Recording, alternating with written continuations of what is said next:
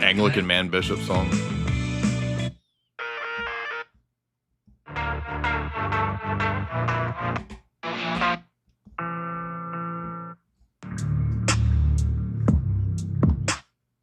That's a Lil Peep type of beat right there. That's a Lil Peep beat. We ain't trying to do that right now. All right. This is getting a little old. If I don't feel something good soon, we're gonna move on to another topic.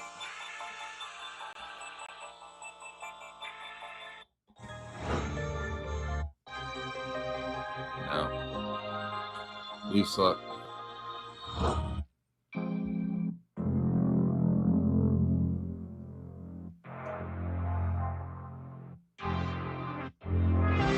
That ain't nothing. That sounds like Blade Runner.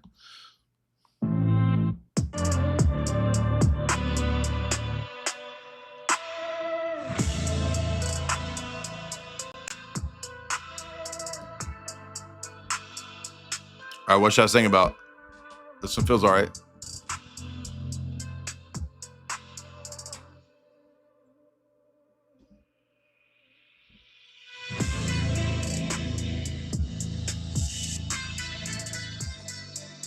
Rap about Allah, Scientology, vibrational stones. This song is actually pretty good. I'm about to save this one. I got to figure out something to this one.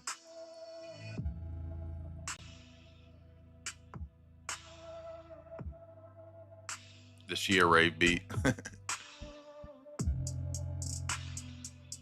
This was actually a little good though. I don't know about that one. That one's pretty good. Here we go.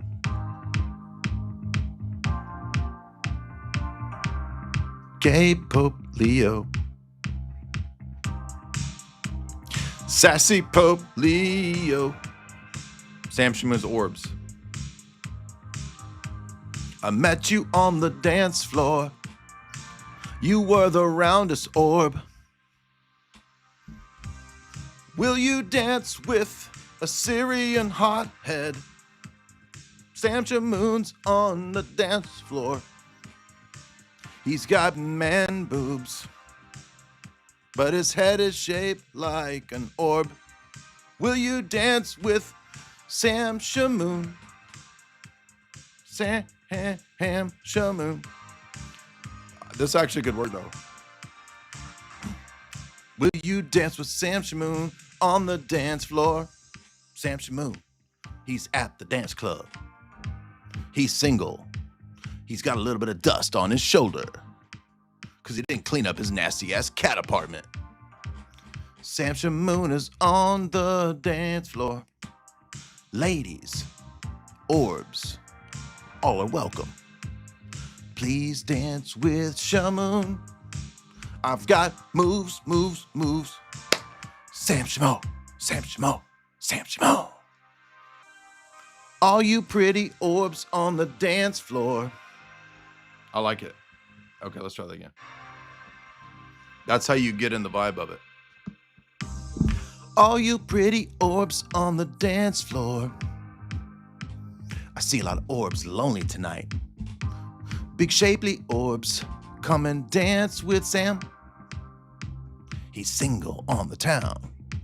He's got man boobs, he can relate to you. Sam Shamoon's on the dance floor. All you orbs on the floor tonight. Tonight's the night. Every orb on the dance floor. Dance with Sam Shamoon. Dance, Sam Shamoon. Every orb on the floor, please dance with Sam. You won't be disappointed. He's got moves. Your mama's doing Muta with the Shia tonight. Tonight's the night. Tonight's the night. Muta with the Shia. You son of the devil. Your mom's doing Muta with the Shia. Every orb on the dance floor. Dance with Sam Shamoon. Tonight. Even if you're Sunni, Shia, or even Maturidi, Do the Sam Shuffle tonight. Your mom is doing Muta with Sam tonight. It's Muta on the dance floor. Shia Muta on the dance floor. Every orb tonight. Tonight's the night. Every orb on the dance floor. Dancing with Sam Shamoon tonight. Shamo, Sam Shamo. Every orb on the dance floor. You're dancing with Sam Shamoon tonight. It's Muta on the dance floor. Muta on the dance floor. You son of the devil. Okay, that was kind of fun. Y'all didn't like Muta on the dance floor? Like murder on the manifest. I just said manifesting. There's dancing, manifesting on the dance floor tonight. There's dance. I want to see you manifest on the floor tonight.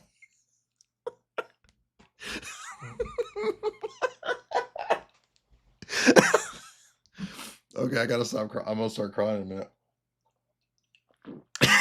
It's Muta on the dance floor. You're manifesting tonight.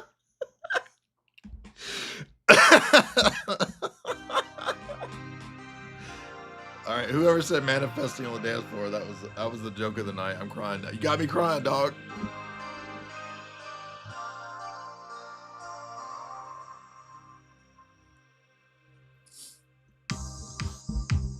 Lonely night, hot night on the town. Catnip on the shoulder. Dusty apartment. You just had a giant bowl of cereal. Did you pay your rent? Dance floor. Dance orb. Dance more. Can you manifest your orbs tonight? Dance floor, all the dance orbs. Dance with Sam Shamoon tonight. Dance more, all you dance whores. Muta on the dance floor. Okay, I've screwed it up now. I got the rhythms all wrong. That one was perfect though. That was awesome. It got me crying. Dance orbs. Let me feel your dance orbs.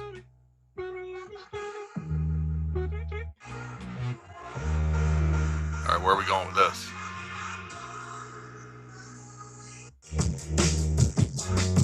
No, that sucks.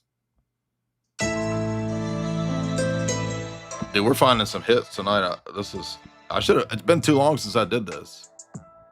The Mormon song and the Sam Shamoon song are great. We already got a couple hits.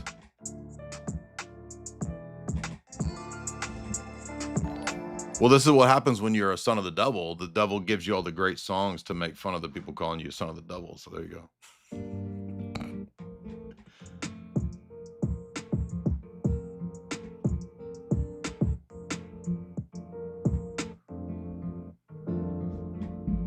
A lot of these songs, they're probably made with AI or something. Like they don't have anything. There's nothing to them. They're just like 2 notes and a beat.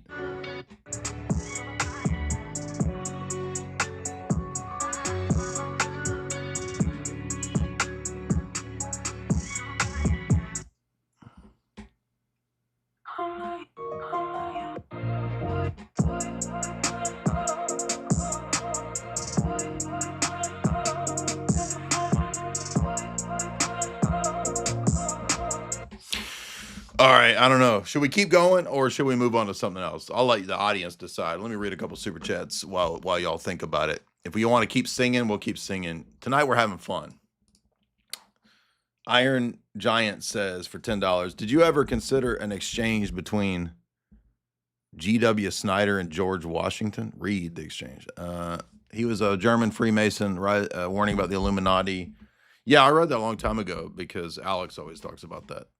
I'm familiar with that.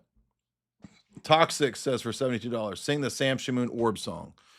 You got it. Hope you enjoyed it. That was your $10. We got a lot of move on, either or. Move on, either or. Y'all don't like the songs are funny, dude. I don't. What do y'all? What's y'all problem is? Not gonna top that. So move on. Not gonna top the Orb song or the Mormon Space Wives. Crazy in real time. Play the new Witch song. I just played it. It was at the beginning, dude. Mormon Space Wives. Orbs on the dance floor. The disco ball is the orb, dude. I just realized that's what Sam Shamoon's all about. The disco ball is his orb. That's what's going on.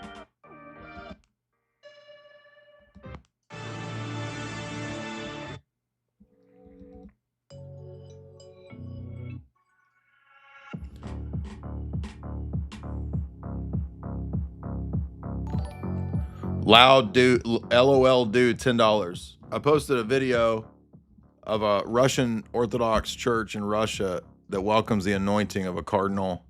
The video is in the space replies from yesterday. Okay, I'll check that out.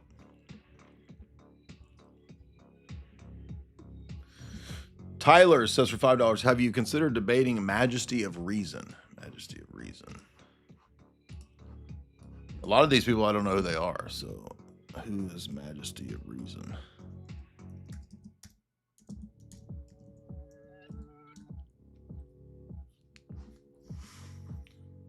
$34,000.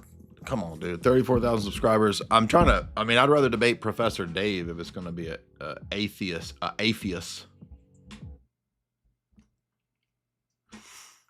Can you do a Dr. Phil? Can you do a Dr. Phil? How would you feel if you were Dr. Phil? Iron Giant says, I'm glad that autocorrect decided to make it sound like I had a stroke. Maybe it's my music, dude. My music's making you have strokes.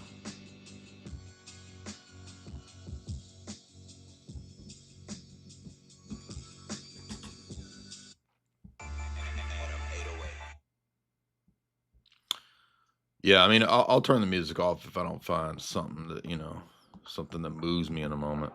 Let me make sure I save that Sam Shamoon song. Orbs on the dance floor. That was perfect, dude.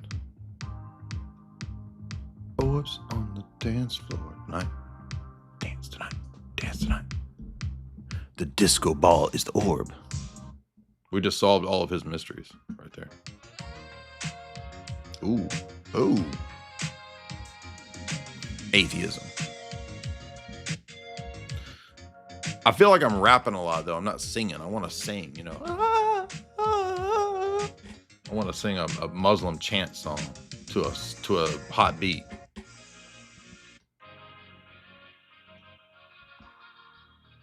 It's all right. I like that.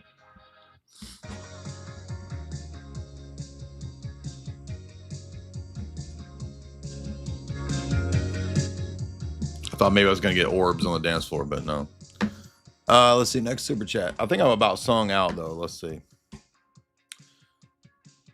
Brand Wolf, $10. Can you post Mormon Space Wives in the chat, please, when there's a song? Yeah, well, we're going to, I'm sure that one will get clipped. The orb song and the Mormon Space Wives. Then we got to make some AI videos with it because the AI videos are easy. They're top notch now. And they're funny. They're easy. Derp Eyes, $20. Did you ever notice that black guys call people boss man? What's up, boss man? I want to take it back. And I've been calling them boss man. When I call a black man boss man, he's confused. Black men, they love the term boss man. Every black man's a boss man. Hey man, you're a boss man. I love to call the brothers boss man, even if he is the mailman. Oh. What if I sang every super chat? singing the super chats. Snaggle Frizz, $1.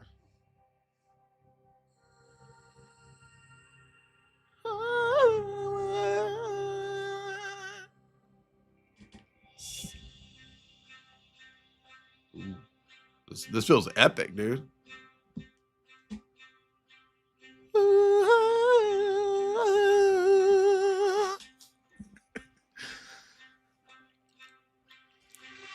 Snaggle Frizz says for $1.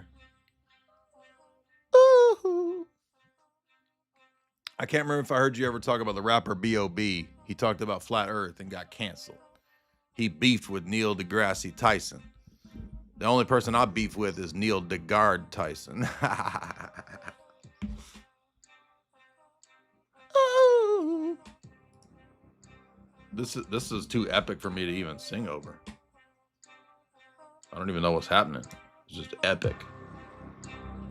Epic. Everything is epic.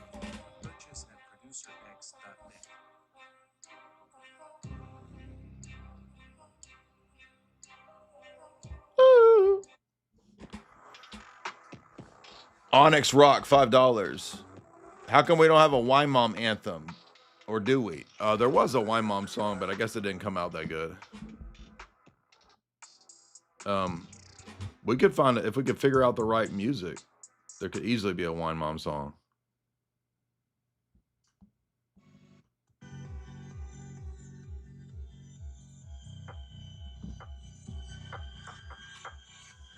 Wine Mom. It would be in the style of John Mouse though. Wine Mom, she's a wine mom.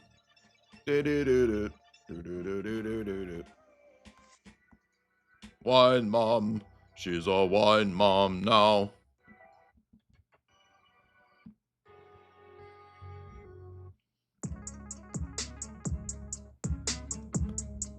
Wine Mom, she's a wine mom.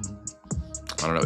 We just have to happen upon the right vibe to do a Wine Man song. A sad song would work for a Wine Mom song. Sing it like some gay, like evangelical praise and worship leader. Wine Mom, she had Francia. Wine Mom, why Mom are you Wine Mom? I don't know. That's too sad and boring though.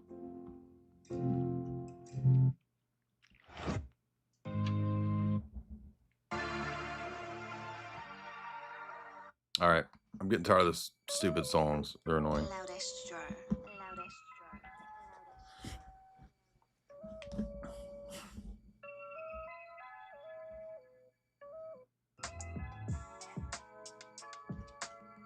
Hey girl. Hey girl. I don't know. The prompt has gotten all jacked up. I'm getting crap now. Let's see. Uh-oh.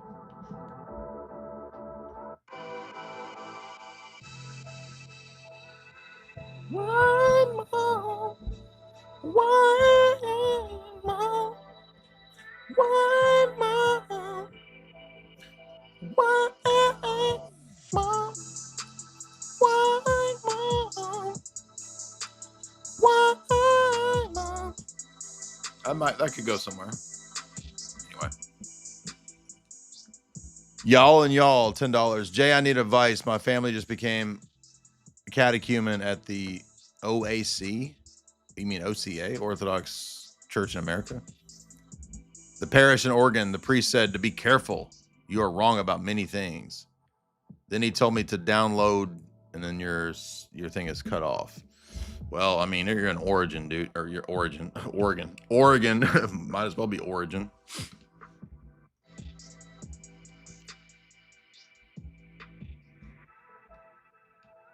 The best of the songs is when you figure out a little phrase that you can sing, you know?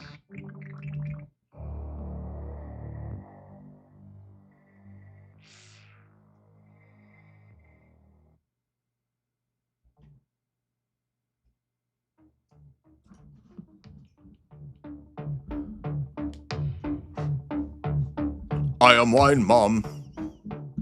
I ask why, Mom. Are you wine, Mom? Franzia in a box. Why is wine in a box? Get a Virginia Slim. I don't know. There's not much to this song. I was waiting for the... There's nothing to this song. Wine, Mom, wine, Mom, wine, Mom, wine, Mom, wine, Mom, wine, Mom.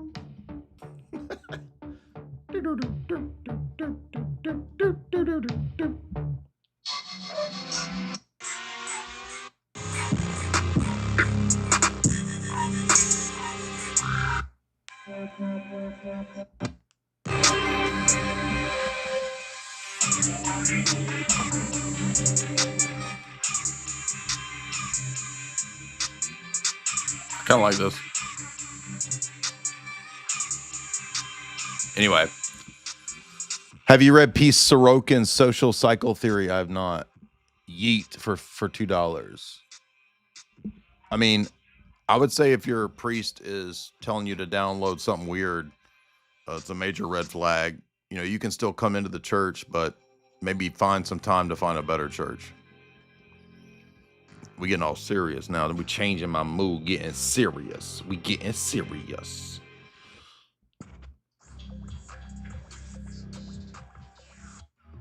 I can't sing to these songs. There's nothing to sing. They're not singy. Ooh, ooh.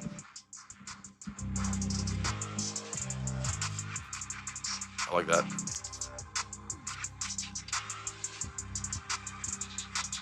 Some of these I can save in the playlist and then come back to them later. So if we hit a good beat, that's a good thing. That's good news. Skooma Bear says for $10, you a round cell. That's all of them orb boys. I think maybe Scam Shamu just likes BBWs, big, beautiful women that are so big they're just a sphere. Just a sphere. Don't fear the sphere. I'm gonna do some diss raps. Sam Shamu. More like Scam Shamu.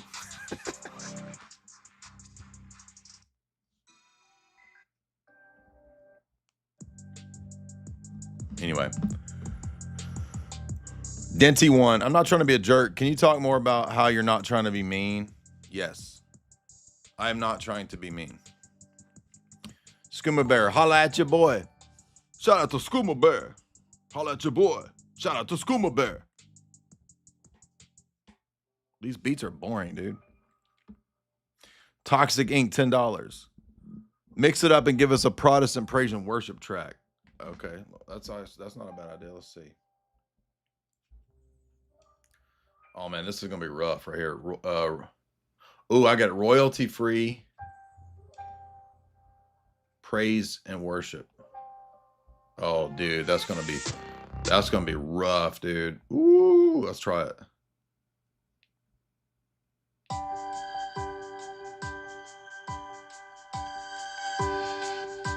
Oof.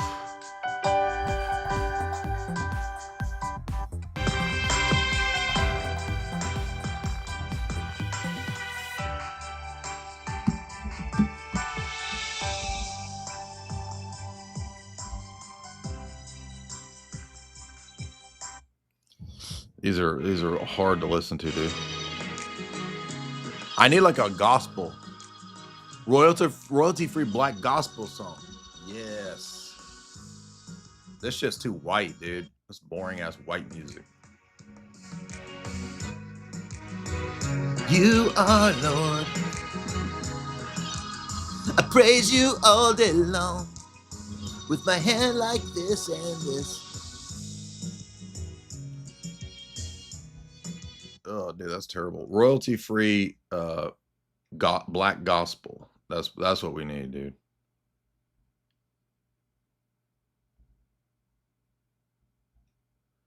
I feel like I could do something with that. I already forgot what we was going to sing about, though. What were we going to sing about?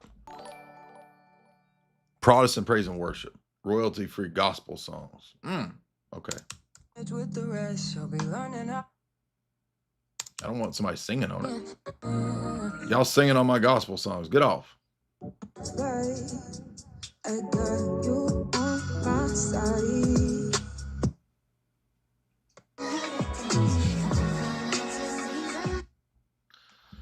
Okay, it's not giving. Let's see. Royalty-free gospel instrumental. Because this all has people singing on it. Copyright free gospel music.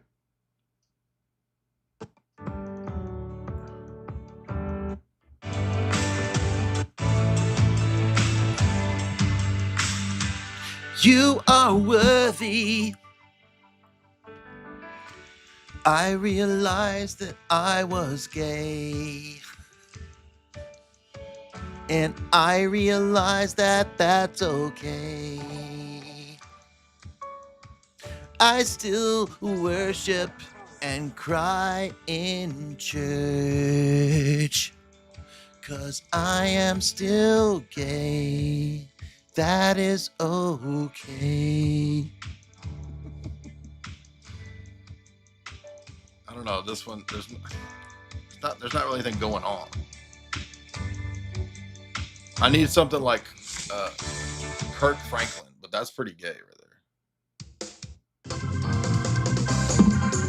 Woo! Woo! Gay, gay, gay. I was once gay. I went to church and I realized I'm still gay. I still like men's. I don't know. That was going too crazy. Chill out. Y'all going too crazy. That was in the Kirk Franklin vibe though.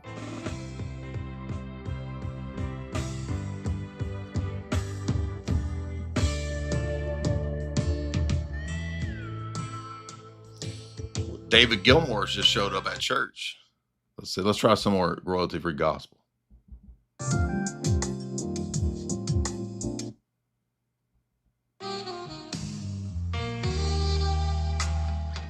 Woo!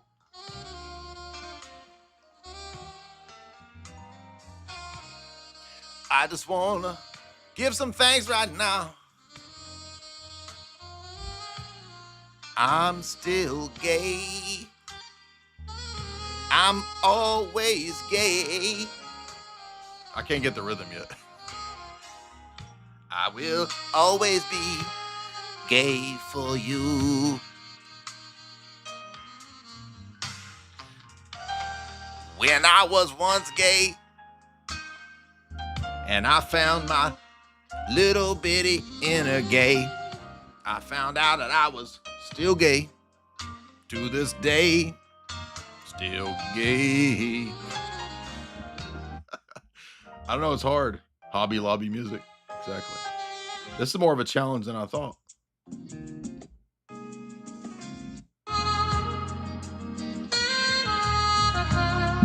Sexy saxophone. Phil, is this is church or Kenny G? I don't understand. Kenny G ain't going to church. That dude going to synagogue.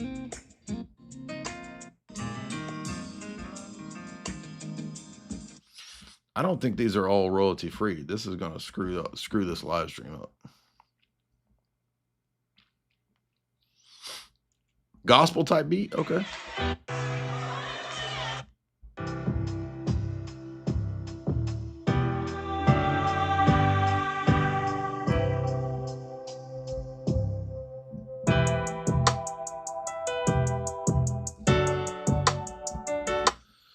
Last chance. I can't do it, man. This one's hard. All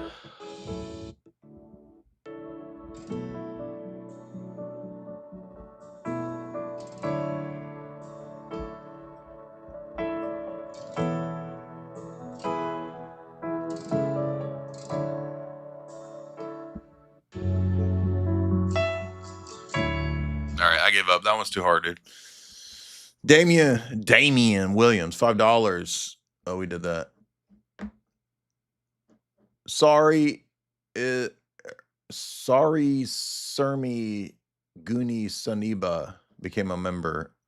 Watch Predictive History number 22 from 13 on. It would be worth debunking. He claims that Romans invented Christianity to fight the Jews. Oh, I know about this. Somebody tried to set up a debate with that guy. That guy's crazy. It's such a preposterous theory that nobody even takes it serious. Dino beat Dito, $10. Duke, Eric Ibarra, and Alex Jones debating pizza topics. It is Sunday, 2005. We're going to be live in the next 14 hours. Unbelievable folks we have with us today. Eric Ibarra. Eric Ibarra. He wants pizza. Eric, do you understand those pizzas are genetically modified? Well, Alex, they might be genetically modified, but I've got a belly that can genetically remodify them into me. I don't know. I'm not in the mood for that. I'm just in the mood to sing, dude. Tinfoil hat, $5. Jay, you are a black queen, and I didn't know that I needed you in my life, but I do. Well, thank you. Jake, the guitar god, $5. The lyrics are, Jesus saved the wine moms tonight. Glory to the wine moms. Okay, let's see. This is harder than you think, man.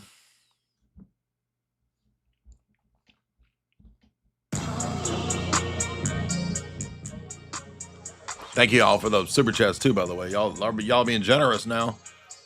Rolfing Steaks, $15. Here's 15 crispy dollars to do a Matt Frad's Aquinas, Pints of Aquinas track. Matt Frad. You ain't Chad.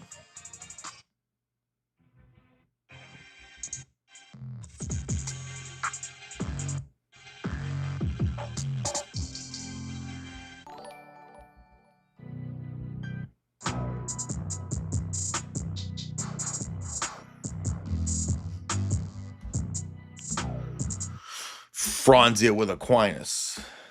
Storm the Cat.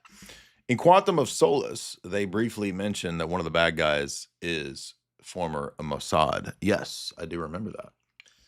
There are some curious references. In fact, there's one of the most curious references in all of film that I can recall is actually in, I think it's Gross Point Blank with John Cusack. There's two really bizarre references in this movie. One of them is at the end. 2, please transfer. I think actually the thing that I'm talking about is at the beginning here. Let's see. I wonder if we get away. I didn't realize the whole thing was on here. Let's see if we can get away with this because he mentions who he's an assassin for. Check this out. To account 619er 718. So if you don't know, in Gross Point Blank, it's a kind of a satire comedy where John Cusack is going back to his high school as a hitman. So he was a maybe kind of nerdy outsider in high school. Years later, he becomes an assassin, a hitman, and now he's going to go back to his high school reunion. It's actually a pretty good movie, but there is something very curious in the screenplay. 575. He's talking about who he's supposed to take out, and I think he's also listing like a bank account number so he can get the money. 3. You got it. Thank you. By the way, What? I'm glad that somebody mentioned this because now we can transition into weird movies and videos. So now we're going to switch it up. Okay, I'll fix the mic. It's because I'm playing a clip, that's why.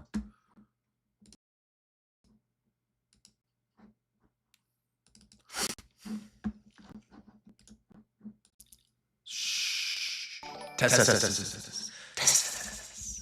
Orbs. The orbs are invading. Lord Orb, what doth thy command thy servants to do? Muta, you shall do muta with the mother to produce sons of the devil. Thank you, Lord Orb. How's that? Is that better? Did we get it fixed? Audio muta. Muta on the dance floor.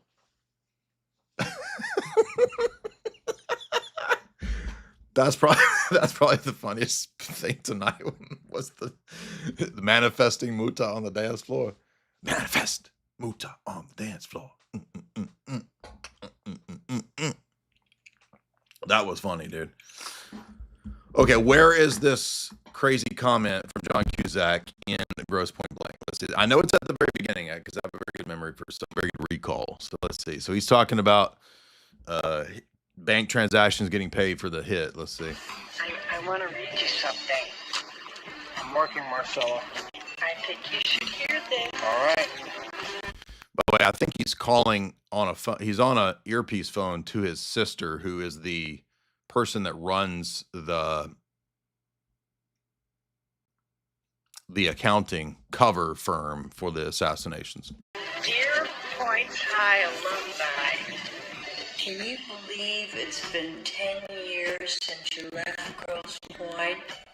Where are you now? Are you in an outward bound canoe trip like Vic Stenson? Or perhaps in charge of public appearances for the NFL like Leslie Gunther? It should be coming pretty soon. Sandy Glasser? Oh, Is the audio still bad? the cheese shop. Looking at yearbooks and pictures evokes so many memories. Some good, some bad, but all interesting. Whenever the news of you filters back, All right, let's see. Let me scoot up a little bit. It's his sister yapping on the phone.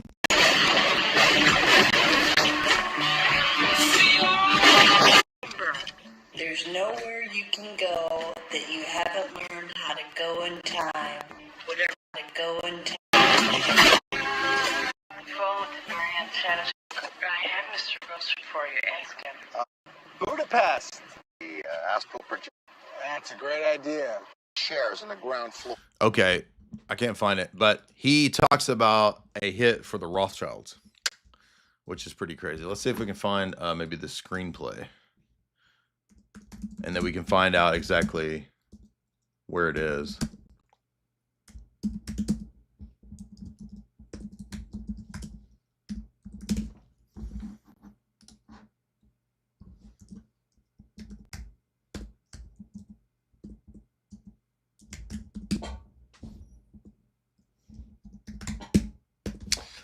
I know it's in there. I know it because I've seen it multiple times. I know it's there. Maybe they added it and it's not actually in the screenplay. That'd be even crazier. Do do do do do do do do do. It's. I didn't realize it was as hard to find screenplays. What the heck? Do do do do do do. Anyway, somebody should check me on that. Audio's good now because there's a specific section in the beginning of the movies, at some point, and I remember it shows the office that we just saw, and I think it's either him or Joan Cusack says, "Are you ready for the Rothschild hit next?" or something like that. Let's see if he goes back to the office here. I think it's maybe this scene here. All right, here we go. Let's try this. Listen, is everything set for my arrival in Miami? It's covered, sir. Good, good, good. Sir, are you all right? You don't seem like, well, your old self lately. If you don't mind my asking.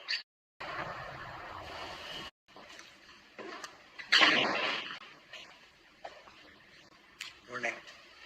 Hi.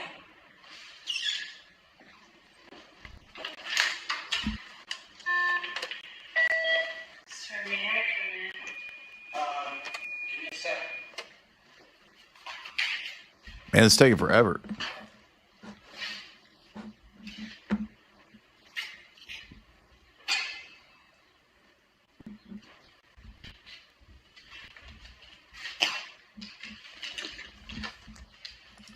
I don't know. It's there though. I guarantee you. I have the DVD, and I almost put it in one of the books, but I just decided not to. But today, all right, let's move into the topic of weird film, esoteric, occult stuff. What do you guys want me to analyze next? Maybe we should do actually a John Cusack stream, because John Cusack is in a lot of conspiracy themed films that actually reveal quite a bit. But then John went in such a shit lib.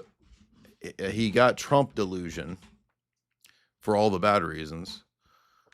But John Cusack is an interesting character because he's not afraid to go at Israel, but his whole approach to going at and critiquing Israel is from a shit lib perspective.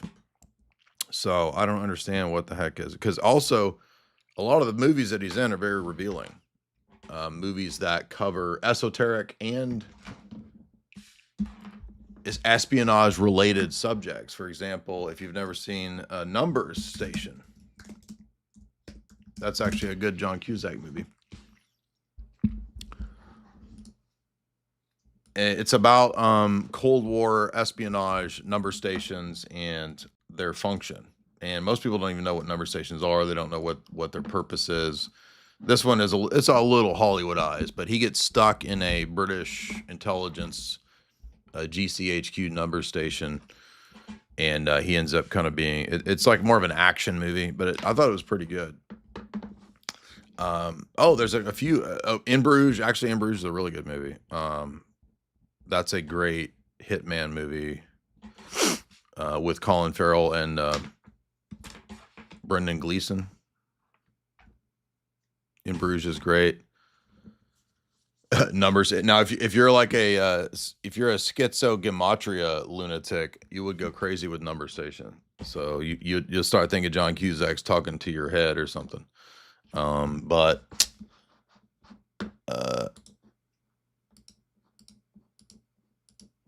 if you're looking for a good espionage, intelligence, action thriller, I would recommend Number Station. What movies, by the way, should we cover that we've not covered? We could do John Cusack. He's got quite a few conspiracy films. The Cell. The Cell was an interesting film. Not the one with Samuel L. Jackson, because seems to tie in quite closely to COOF related conspiracy stuff 4 years before the COOF. So I always recommend, if you're interested in a good conspiracy movie that is it's hard to decode. It's a Todd Williams movie. I'm not sure exactly. I know what the purpose of the movie is, but it has to do with the cell phone signals being something that disrupts human thought processes. So just like Samuel L. Jackson's character in the Kingsman, he is in a similar themed film where cell signals end up affecting a lot of the population. And it ends up being kind of a satanic ritual where everyone is being brought through this signal to a central location where, much like something out of hell, Dante's Inferno, or Mecca, everyone is having to circle around this antenna for some sort of because they're under the mind control, some satanic signal. Now, a lot of people are going to criticize in the chat and say, "Oh, the movie wasn't good." Many of these movies that I recommend, I'm not recommending them or saying that I found them interesting because of the quality of the filmmaking. There are many shit films, B films, etc., that have interesting aspects apart from the filmmaking quality itself. So there are dumb things, bad things in a lot of these movies that don't make sense. They're not the best productions. But from the conspiratorial vantage point, a lot of these films have interesting themes and aspects. And I mean, even some of the stupidest B movies actually have some really fascinating components to them. In fact, Esoteric Hollywood 3 has an entire chapter on B movies with a message. So if you can set aside the quality of the production, sometimes you can actually find some interesting theories and themes. I did watch the Utopia series. Now, Utopia UK was a lot more revelatory and interesting from the vantage point of predictive programming. So if you're interested in movies or films that include the theme of predictive programming, there are actually a handful of those. One of those is Utopia. And the British one I thought was good. I didn't actually watch the John Cusack one, but it looks like it's right. It's actually here on YouTube. This series was all about a global COOF style event, and it was predicted in fiction. That's the story. The story is that comic books are predictive to predict the COOF, which was about ultimately a large pharmaceutical company getting everybody stabbied so that there would be sterilization. And Utopia came out almost like maybe like 10 years ago. And you're correct that it's John Cusack that is in the Utopia USA. So it's interesting. He always ends up he's in the Amazon version. He's always ended up in these conspiracy themed shows, isn't he? Let's create it starts.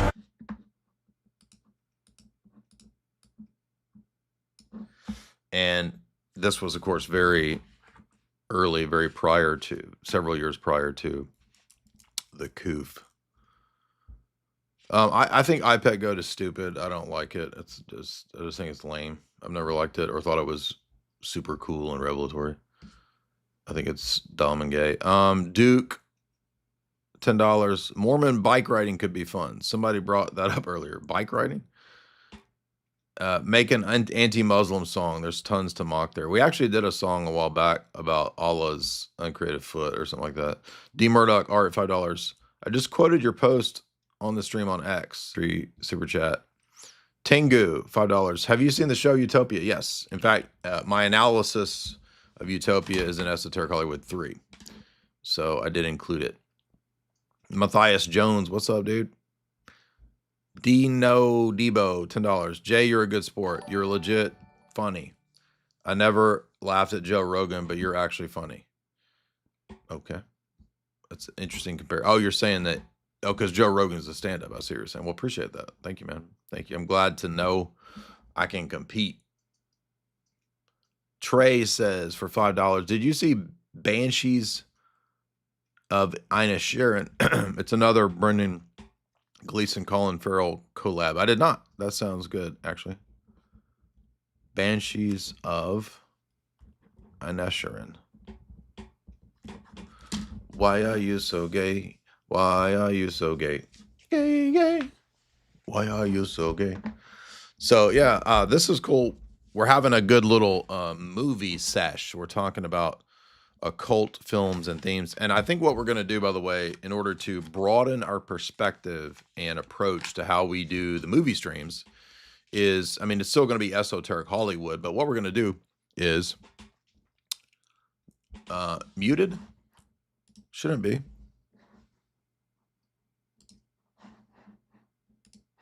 Can you guys hear me? Hello? Hello?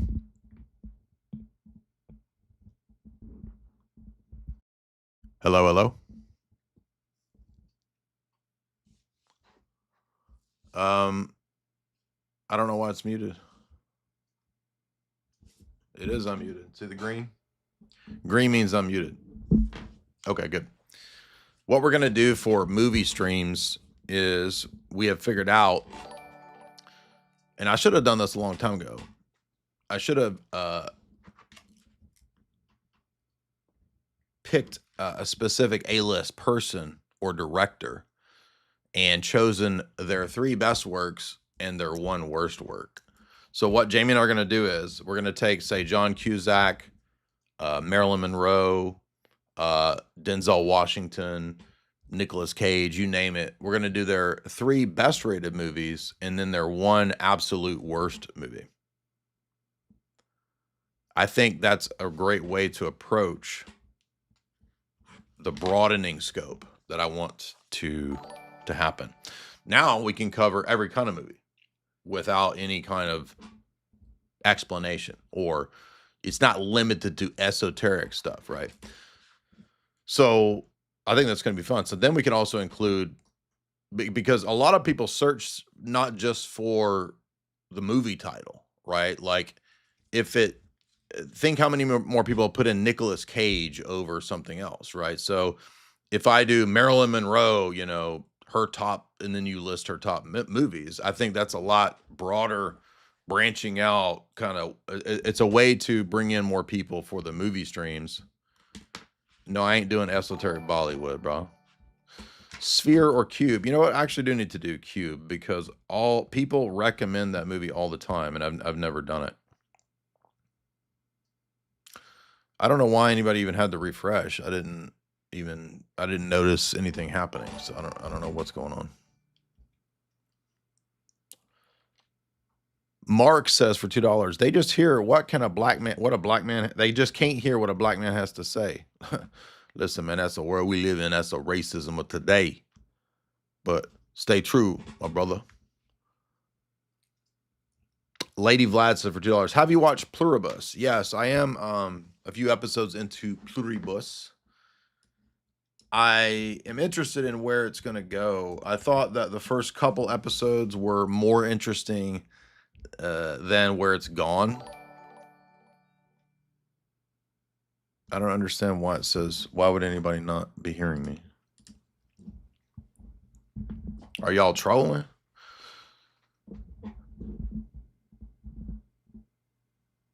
Hello? Test. All right. It's not muted. So I need y'all to tell me if you can hear me. Okay, good. So I don't know why people are saying it's muted.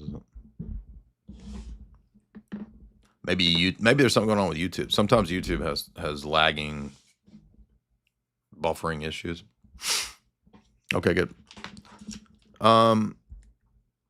Pluribus is interesting so far. I don't want to spoil it. Well, I can't spoil it because I haven't actually watched the whole thing. But of course, why do we have to have a Skittles star, right? So, I mean, the Skittles stuff was getting on my nerves. I do like the premise of the show so far, but we'll have to see where it goes. But I think what we're going to do is, like I said, we're going to do say Joan Crawford, her 3 best and 1 worst. Keanu Reeves, 3 best, 1 worst. That way we can include the comedic elements, and we're not limited to, something esoteric. I think we've pretty much done all the esoteric movies. Like, there's no esoteric thing to just focus on anymore. I didn't see 3 Body Problem. Yeah, I think it's a YouTube issue, because what's your argument, Jay? You need to unmute. Oh, got dissed. Snaggle Beast. Check out the movie Sphere and Cube. Now, Sphere we did. Jamie and I did Sphere, and we did Space Horror, but it's a member stream from a little bit ago. So if you come over here to members, you'll see. Why are you so gay? Why are you so gay? Right here, Space Horror. Did we do Sphere? I think we did Sphere. Thanks, Yeah, guys. she's very. Why are you? Maybe we didn't do Sphere on this. So maybe I do need to do Sphere, Cube, and Sphere. That way we got orbs, and we got the squares and the rounds, the orbs and the boxes taken care of. Have you done Holy Mountain? Yes, we did 2 podcasts on Holy Mountain. However, Enter the Void is one I've been meaning to do. We could do Enter the Void and what's that really creepy horror movie where the retarded has a retard serial killer. It's really good though. Candy something. A possessed retarded serial killer. Candy. Devil's Candy. That's it. This is a really good horror movie if you've never seen it. Yeah. We come to the Devil's Candy is great. If you're in the mood for that slow boy horror, you want to see what a slow boy would do if the devil stepped into him. There you go. Jason in space. Maybe when we're doing bad movies, but I think it's going to be fun to venture into a new domain of like, I don't know, like let's see, let's try Nicolas Cage's top movies. And then we'll see what the worst rated one is. 25 best Nick Cage movies of all time. Let's see, if we did the best, we would do... Okay, I'm not doing Spider-Man. Vampire's Kiss was fun. We did that, I think. Family Man's pretty good. Wind Talkers, I've actually never seen. Gone in 60 Seconds. It's a fun 90s movie. Let's see, what's Nicolas Cage's worst movie?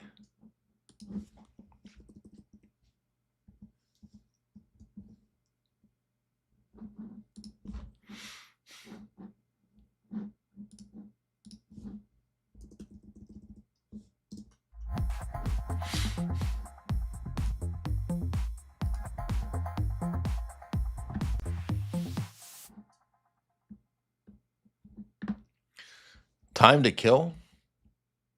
I don't think I've seen that. Time to Kill and Firebirds looks pretty low rated. Worst Nicolas Cage movies of all time ranked. This would be fun. They put as number one.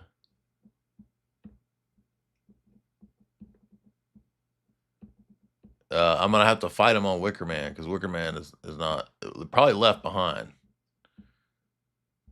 Humanity Bureau, worst rated. I'm gonna say Left Behind is probably the worst. What do you guys think?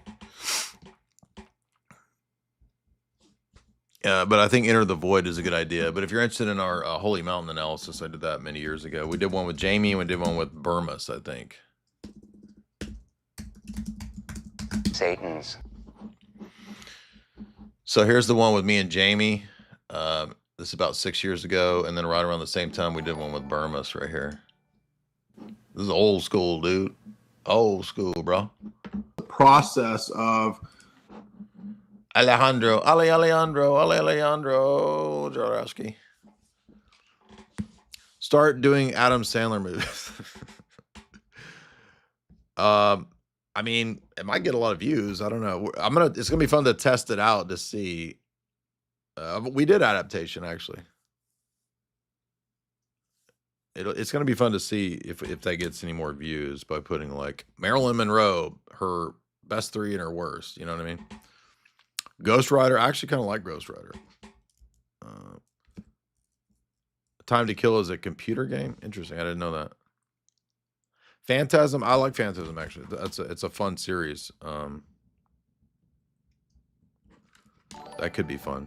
Did you see Pig? I did. I like Pig was not my favorite Nick Cage movie. We did Surfer. It was actually me and BLA did Surfer. Uncut Gems. Lord of War was good.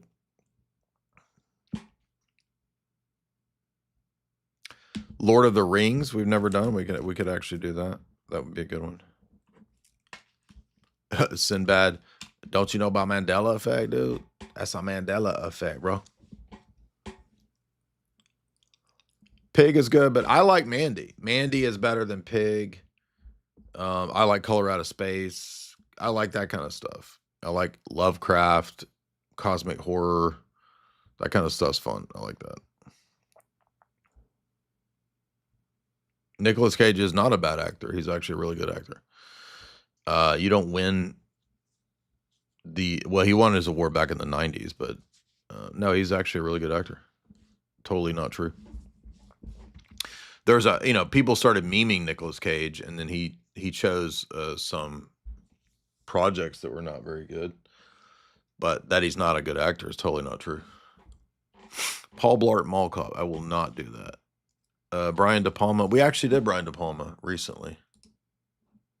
Y'all behind, bro. Y'all behind. Hi, Jay. Should I move churches if there's no catechesis? No catechesis. That's crazy. The priest also talks about his political anti-Russian views. Those are pretty bad signs. I mean, it's not that politics is the end of the day, you know, it's not the ultimate issue, but usually people's politics reflects their morals. That's the thing. Because people are always like, don't make religion political. And then they're like pushing some leftist agenda. Like Father Seraphim Aldea, right? He doesn't want it to be political. And then he's like a Marxist socialist on leftist on everything. It's like, just be honest and say you're political. Face Off is good. Paul Blart. That was a joke, dude. That's got to be a joke. Gone in 60 Seconds, Con Air. The thing is, well, a lot of y'all might be new. But we did Nick Cage movies every YouTube script subscriber milestone that we hit. So when we got to 40,000, 50,000, you know, we did like Nick Cage party streams. You know, we did similar stuff when we hit like 100,000. So, I did. In fact, the first podcast I ever did was True Detective Season 1. If you don't know that, you know what we should do though? We should revisit it.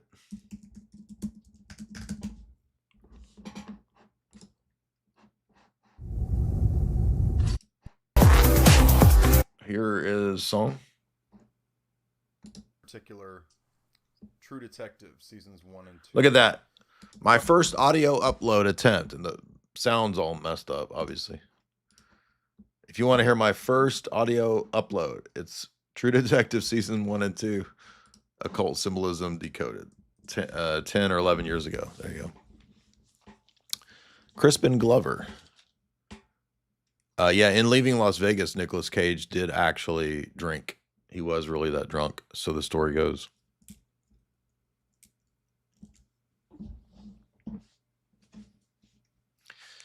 When I was gone, my coworkers installed an add-on on my computer that turned every image to Nicolas Cage pictures. That's awesome. That's actually, my mind works that way. I literally see everyone's face as Nicolas Cage. It's an MK Ultra programming feature, not a bug. It's a feature. But speaking of that, there is a forgotten MK Ultra-ish movie that people have overlooked with Mila Jovovich called Faces in the Crowd. If you've never seen this, this is an interesting film. Not because, again, it's that great of a filmmaking masterpiece, just that the themes and elements of the story go along with a lot of the MK Ultra research topics, such as dissociation, such as the way the mind dissociates and then reintegrates, and even weird phenomena like losing your ability to see faces, which sounds terrifying, right? Like imagine just seeing like a blank face. You would think you're in hell or something. But it's an interesting film that everyone's sort of forgotten that actually does have some oblique references to MK Ultra ideas. Trey says, rank all the characters in actors' movies, or rank character actor movies like Raising Arizona. I think it's going to be better to approach it by the actor, right? I think, you know, the top 3 John Cusack movies and then his worst movie is going to be fun. There's a bit of Nick Cage in all of us, exactly. Black Swan will be a banger for Mind Control. You know, it's funny you say that. That is one of the Mind Control movies that I've not gotten to. I've mentioned it, I referenced it, but we never did really get into that one. We've done other Darren Aronofsky films, you know, like doing like Pi and stuff like that would be one we haven't done that also relates to schizophrenia, mind control, Kabbalah, and Gematria. That'll be fun. Tron Ares, I already did that. We did that last week. JCVD, that was actually good. But Jamie and I did a whole JCVD podcast. That was a lot of fun. I introduced Jamie to Van Damme. She'd never seen any Jean-Claude Van Damme movies, and I was like, "Well, you were not then a boy in the 1980s and 90s." But this Van Damme podcast was one of the funnest movie pods that we did. So if you missed that one, go check it out. Equilibrium. Yeah, Equilibrium's okay. It's kind of a mix, though, of like every dystopian movie and story into one. It's okay, though. It's very Gnostic. If you didn't notice, the symbol is the tetragrammaton, which is obviously Gnostic. But Suspiria, Jamie and I did Suspiria a long time ago. We could do the new one, though.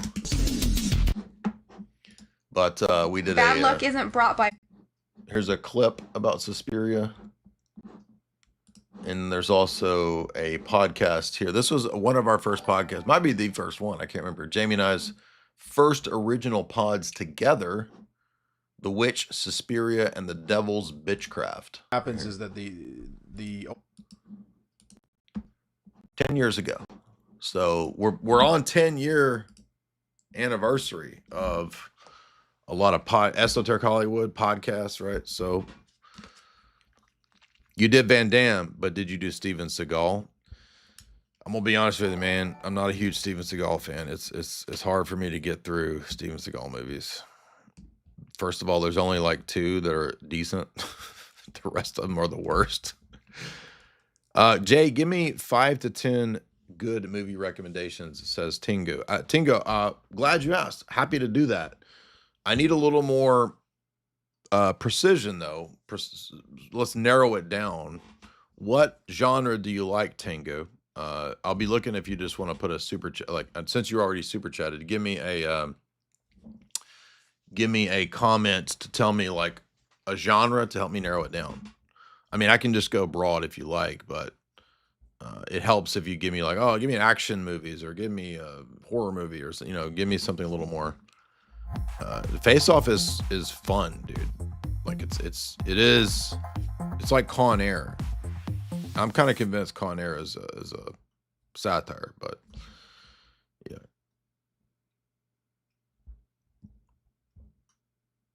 Pootie Tang's funny, but if you're looking for something that I saw that was pretty good recently, well, we did a stream.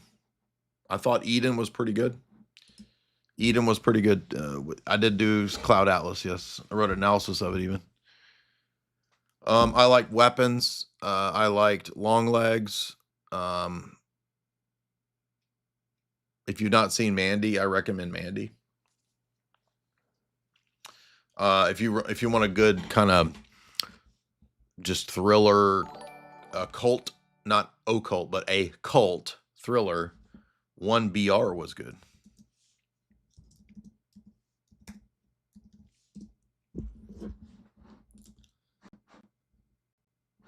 So the premise is a girl's looking for an LA apartment kind of on the spot. She's hard up and she finds what she thinks is the perfect apartment. And the apartment complex ends up being a cult. I thought 1BR was really well made. It was very well crafted as a independent horror film. And it was pretty tense. It was not at all. Like when you come across these kinds of movies, you think, this is not going to be any good. But I thought 1BR was really good. If you're looking for obscure indie psychological thriller suspense horror movies. Swordfish, I think I saw that back in the day. Somebody said they didn't like Long Legs. I'd be interested to hear what you didn't like about it. I did a whole riffing of Alien from LA, and if you guys remember, Kathy Ireland tweeted back at me. Remember that? And I mentioned it because she tweeted at me when I was going to do the live stream. I was like, dude, Kathy Ireland's responding on Twitter. The Wailing was good. Definitely a good horror film. Invitation was good. Yeah, if you liked The Invitation, you'll like 1BR. It's in the same vein as The Invitation, a classic indie horror film, kind of Scientology-ish. It is not The Invitation about zombies or vampires. It's the one underneath it. It's the 2015 movie called The Invitation. Everybody up out of the... And that, as we said, that is in the domain of films about cults. So if you're looking for really good cult movies, which we've done many podcasts on this, definitely you got to do The Invitation. Definitely you got to do Enter the Void. Or should I say The Void? Oh, two different ones. I apologize. Somebody earlier said Enter the Void, which is a very, it's a very trippy art house kind of experimental film. I have seen Enter the Void. It is good. It's fascinating. But also The Void is a good cult, not occult. Well, there's a little bit of occult, but if you like a John Carpenter style, The Thing, you know, Prince of Darkness thing that mixes well with Hellraiser, you got to watch The Void. Really good. Yeah, Enter the Void is, I was mixing that up with The Void, excuse me. Society. Well, you're in luck because Society is a 80s cult classic about cults. And Jamie and I did this also as one of our first podcasts.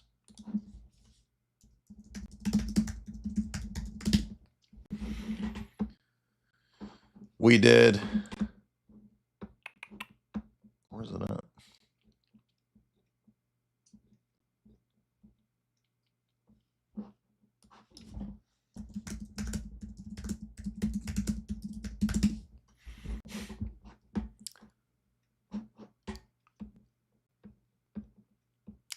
See, it doesn't come up anymore. It was either, oh, here it is. Esoteric Hollywood, trauma-based Hollywood control, me and Jamie. Also one of our first podcasts right here. We did Crimson Peak, Maps to the Stars, The Fall, and Society. So here is a great classic conspiracy podcast from 10 years ago. You know what we need to do? We need to revisit some of these because we're 10 years in, and it would be fun 10 years later to do like a retrospective and do Eyes Wide Shut again, you know, do Society again, do some Mark Singer movies. I can tell my Beastmaster story where I almost got into a fight with Beastmaster for the 1,000th time. You guys have heard that story many times, though. Why are you so gay? Why are you so gay? Gay, gay. Why are you so gay? Did Tengu ever reply as to whether he wants... So we're doing 5 to 10 good movie recommendations that are fairly recent. And I'm looking up movies that I recently... Oh, I got one that's... If you want a really occultic cult movie that is not that great of a production, however, it is way over the top when it comes to trauma-based mind control and SRA in film. In fact, I just saw this the other day. I didn't even know this existed. And it's, of course, if you're a fan of Silent Hill, which the games are awesome, some of the best video games ever, they are very Kabbalistically infused. If you paid attention to Silent Hill remake on PS5, you'll notice in certain places in the city and in the dungeon area, the prison, there were Kabbalistic symbols and sigils. So that kind of blew me away because I didn't actually realize that Silent Hill was that esoteric. And then Silent Hill 2, the movie, I didn't know existed.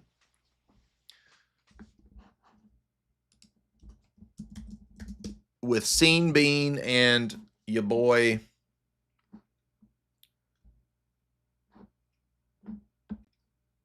what's his name? Jon Snow. Jon Snow. So, did you know in 2012 there was a Silent Hill movie sequel? Silent Hill, the first movie, is of course critically bombed. Not that it's interesting from an esoteric perspective, right? There is some cool symbolism. I didn't hate it. I enjoyed it just because I like this kind of stuff, even if it's a bad movie. But Silent Hill 2 takes it to the next level.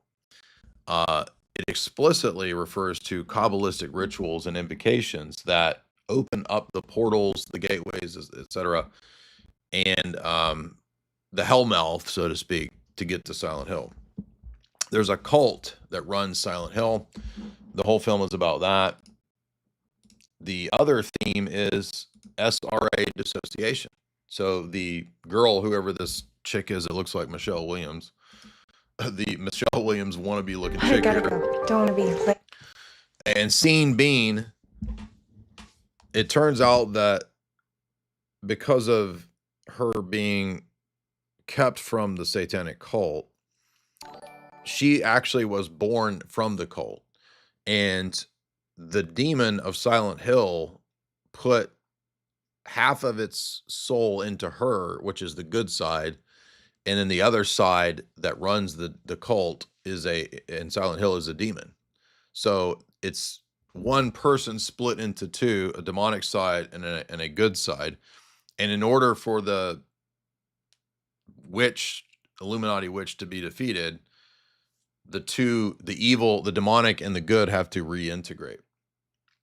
The cult witch is played by Carrie-Anne Moss, but it's a lot like the game. This movie is, but it includes the Kabbalistic talismans and the integration of the psyche back into the whole through the absorption of the demonic to defeat evil. It's pretty crazy. Totally Gnostic, totally Kabbalistic. Never actually seen a movie like that. I mean, it's like as Kabbalistic or more than Pi by Darren Aronofsky, right? So yeah, Carl Jung's idea of integrating the cult shadow self in the movie is actually identified as the demoness. Her name is Alyssa. I forget the girl's name. Is it something like, it's probably Alice, like Alice in Wonderland. I forget, but no, Heather. Oh, her name is Heather Mason. Freemason. Heather Mason and her father, played by Sean Bean, Fagondo, are fleeing from a satanic ritual cult, and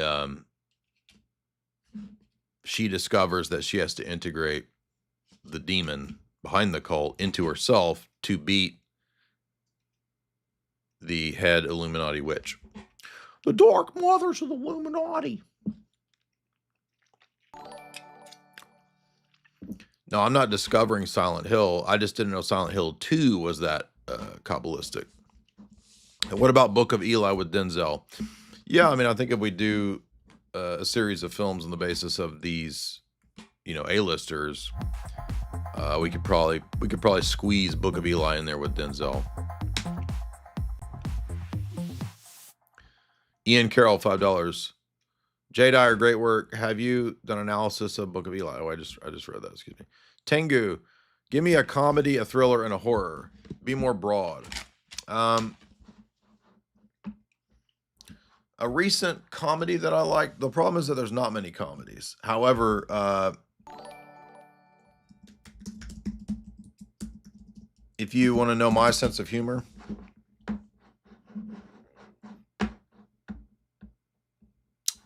I thought the last genuinely goofy, funny movie. It's got Aubrey Plaza and the dude from Jermaine from Flight of the Conchords and Craig Robinson. An Evening with Beverly Luff Lynn. I thought this movie was awesome, but I also have, as you guys know, an odd sense of humor.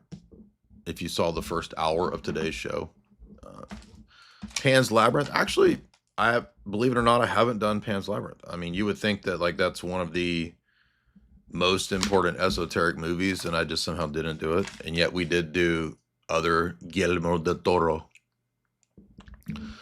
If you like Nacho Libre, if you like Napoleon Dynamite, Moses Hess type movies, Masterminds, Sasquatch Gang, I love all those. Gentleman Broncos.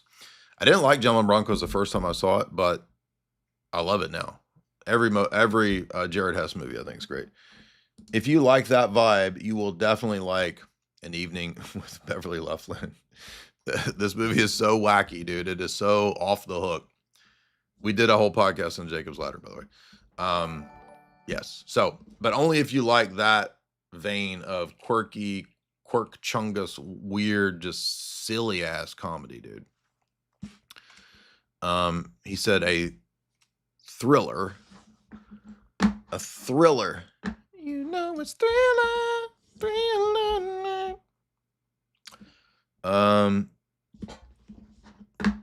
A thriller.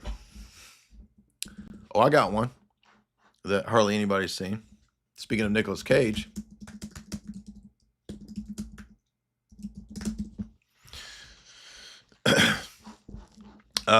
Bringing Out the Dead is a really good Martin Scorsese, Nick Cage movie that is forgotten. It's overlooked. It's really good. So I would actually say class this as a kind of thriller. Everything takes place in one night, and it just gets crazier and crazier and crazier. Drive, also, by the way, yes, if you're a Nick Cage fan, Drive is a excellent Nick Cage thriller. Early Amber Heard. Oh, I'm sorry. I'm thinking of Drive Angry. Drive, Nicholas Refn is a classic for sure. Drive Angry is a fun, weird Nick Cage movie. 14 years ago, 2011. Nick Cage and Amber Heard, before Amber Heard was even heard of.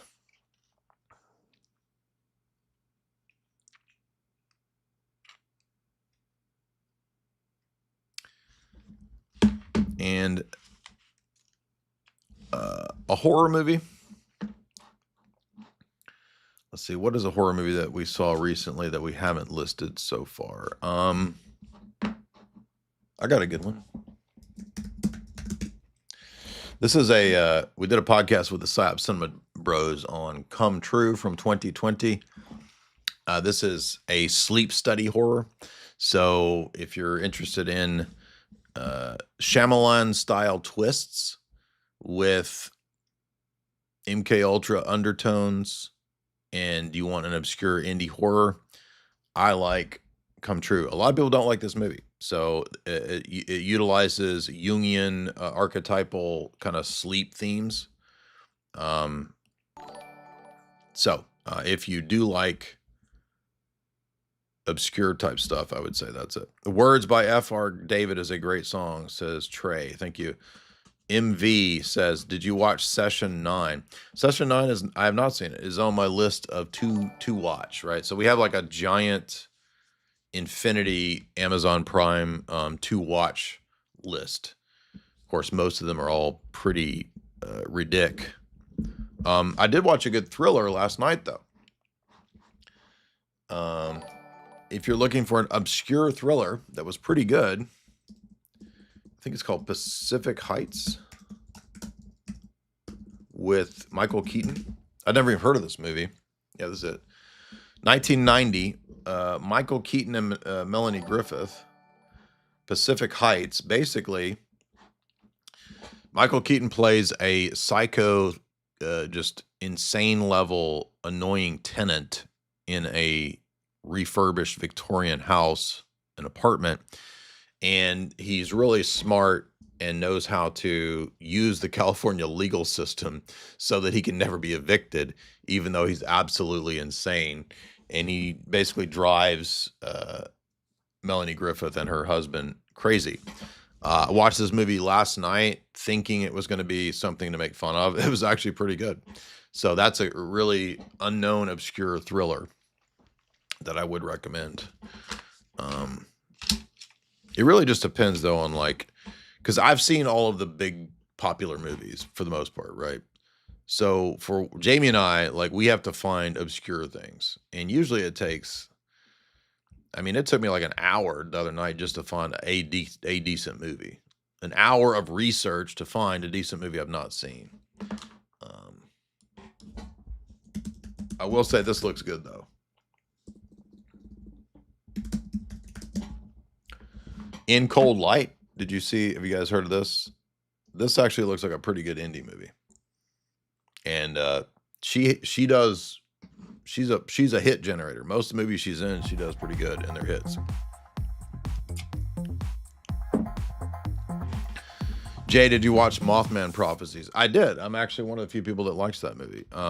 It's kind of stupid and a little boring, but actually it's a conspiracy classic. I watched it back when I was reading John Keel's book on the Mothman.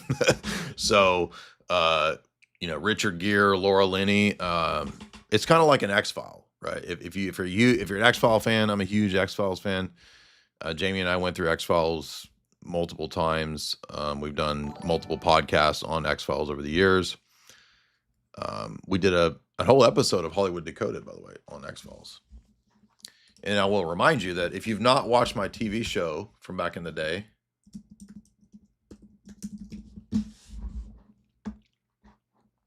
you can. Oh, look how highly rated we are, dude. I didn't even realize people was rating my show that high.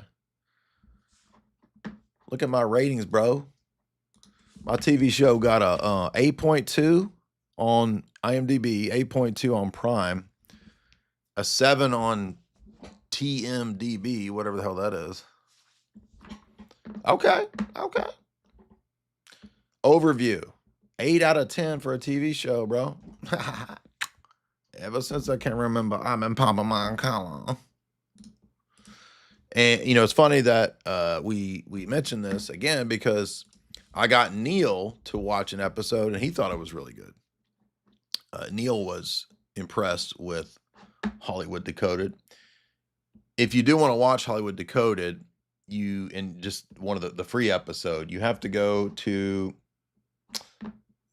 what is this? This is not on YouTube. Oh yeah, it's just an ad. You have to go to Gaia. Where's it at?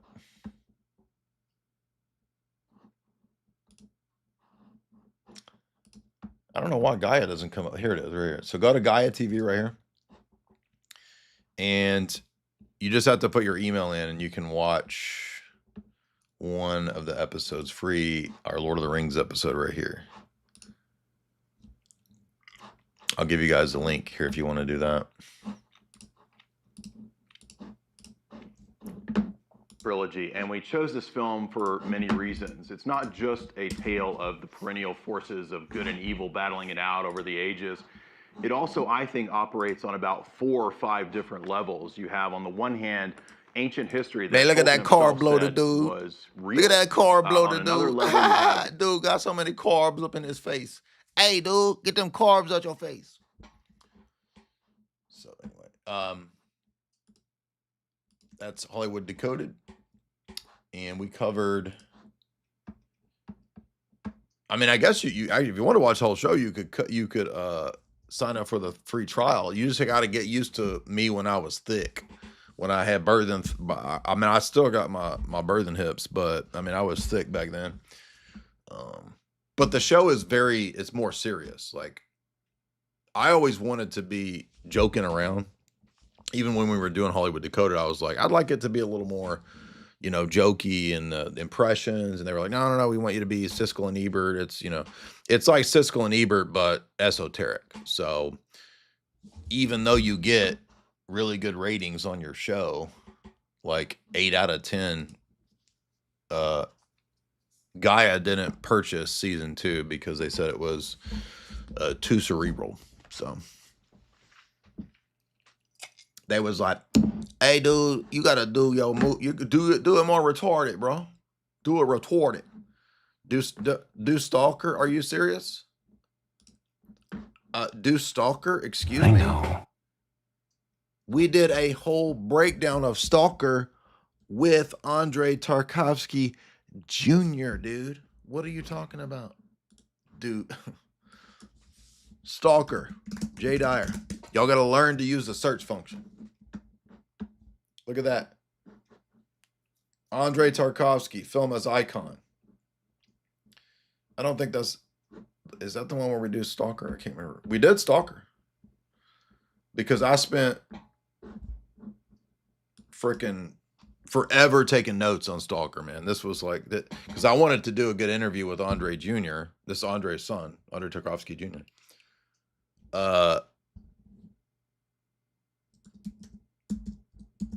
And it ended up taking me forever to do notes, man. I took like 10 pages of notes. Oh, here it is right here. Andre Tarkovsky's Cinema Prayer. Is that the one where we did? That one might be. Here's Rublev.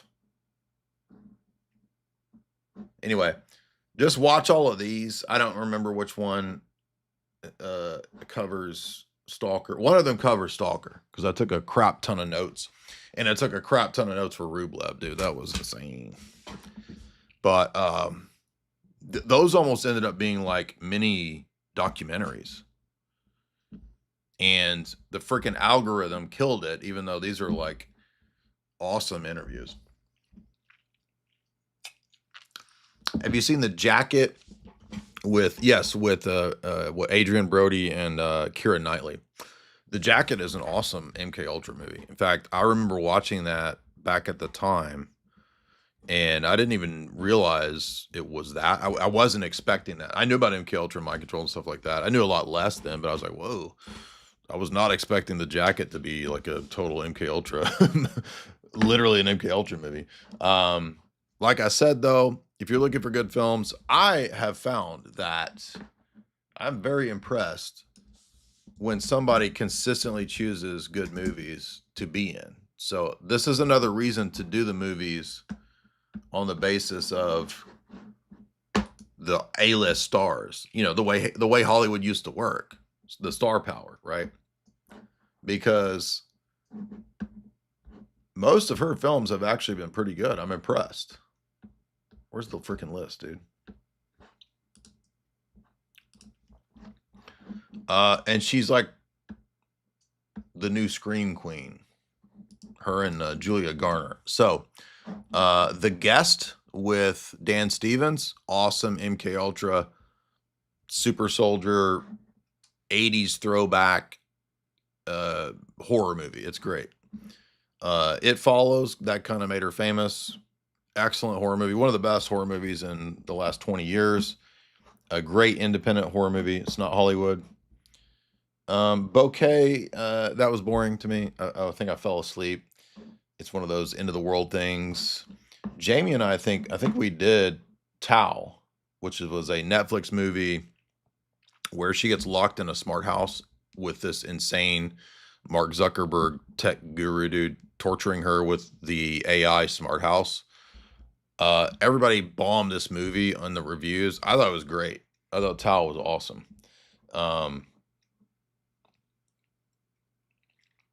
Let's see.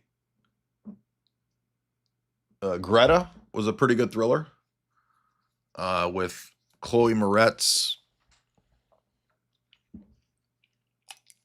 I think this is another one of those. Chloe Moretz gets like kidnapped and stuck in a room with this crazy woman. That was pretty good. Villains with what's his face? Pennywise, Skarsgårds, all the million Skarsgårds that are all actors. The entire family are actors. I thought Villains was really good. I mean, pretty good. Let me say pretty good. It was a one of those heists gone wrong type things. The thing with heists gone wrong movies is that they can be entertaining, but there's not much. They're kind of thin. You know what I mean? There's not a lot of depth to them. Watcher, really good. If you liked It Follows, Watcher was a very good kind of almost. It's not a sequel, but it's in the same vein as It Follows. It's not supernatural though. Significant Other, if you like body snatcher movies, big fan of body snatch movies. If you like Pluribus, you will like Significant Other. The setting here, however, is people going camping, getting infected and being taken over by the pod person type thing. God is a Bullet. Whoa, dude. This is probably one of the most realistic SRA trafficking movies. I did not expect, I didn't know what this movie was about when I watched it. And I was like, what? This is crazy. So Jamie Lannister is involved in trying to help Micah Monroe come out of being human trafficked by a satanic cult. And the way the satanic cult's presented in God is a Bullet is very realistic. So if you're looking for probably like the most realistic SRA cult type of movie, it would be this. It's like tied in with biker gangs and that kind of stuff.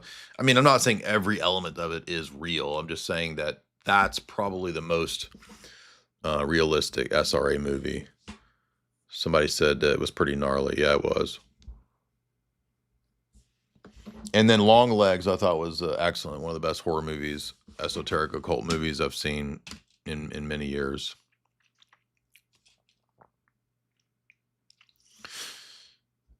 Begonia, we did a whole breakdown of Begonia, remember? So if you're looking for, but anyway, like I said, she's usually she's a hit maker. So this looks pretty good too, which is a family of drug dealer type thing.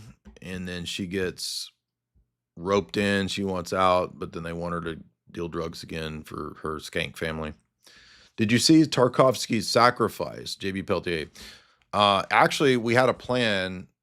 Me and Father Vladimir were going to do every Tarkovsky movie with Tarkovsky Jr.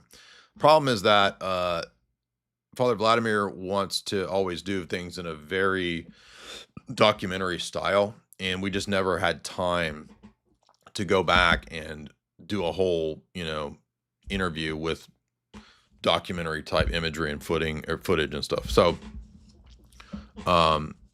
no, I didn't get to Sacrifice. But I would like to. I'm looking forward to it. What about Ringu and Pulse? I do like. I mean, some of the Japanese horror is too yucky. I don't do any kind of like torture.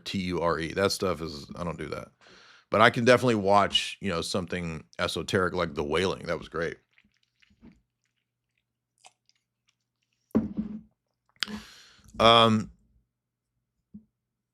Yes, we did. Of course, we did Anya Taylor-Joy movies. She's in quite a few interesting esoteric films. She seems to also be quite often in MPD, DID films. We did a whole podcast with the PsyOps Cinema Bros on that. So you'll notice, like, with Micah Monroe, she tends to be in these stalked creeper, satanic. She's on the run from some kind of cult type thing. And then with her, you get more like MPD, DID, Split type stuff. I mean, not all the time, but I mean, she's in Split, the Shyamalan movie that many people missed this movie. I was talking to Neil and Kate, and they were like, "Oh, we love Shyamalan." I'm like, "Oh, what'd you think about Split?" They didn't know there was a Split. Thoroughbreds is interesting because it's like psychopathy, right? So you got like psychopathic chick, serial killer there. Morgan is genetic modification, MK Ultra, mind control, exactly what you mentioned in the chat. Very, very transhumanist. Absolutely. In fact, we did a podcast on that. Marrowbone, another MPD, DID, Split personality. Glass is also a sequel to Split. New Mutants, MPD, DID, trauma-based mind control. Last Night Soho, MPD, DID, Split, mind control. Northman, she's a witch. She uses drugs, mind control, esoteric occult. Menu, prostitute, cult, human sacrifice. I mean, it's like, whoa, dude. Dune, she only has like a 2-second part as Alia, but guess what? Alia in Dune, she's MPD, DID, Split, possessed, mind control. The Gorge, she is a trauma-based mind control assassin. I mean, dude, every role. I don't know what sacrifice is, but at an elite fundraising gala, celebrities and socialites find themselves in danger when armed activists storm the venue. So sounds like all the usual stuff.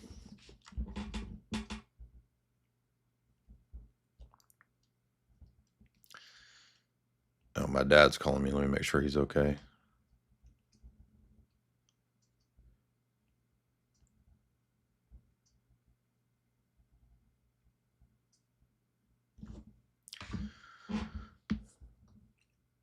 Trance was weird. I did like Trance. Danny Boyle has some great films too. So if you're on that theme of mind control, MK Ultra movies, 28 days later, weeks later, month later, well, he did days later.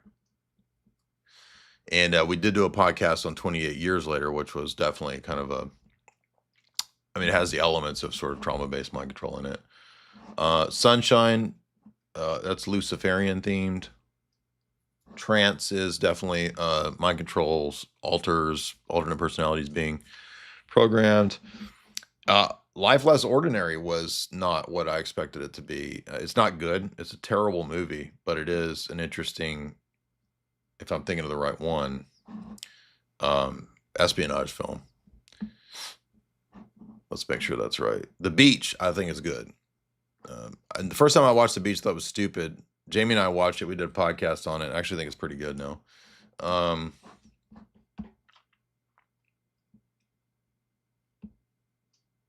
No, I'm sorry. I'm not thinking of the right movie. I don't think I've seen Life Less Ordinary.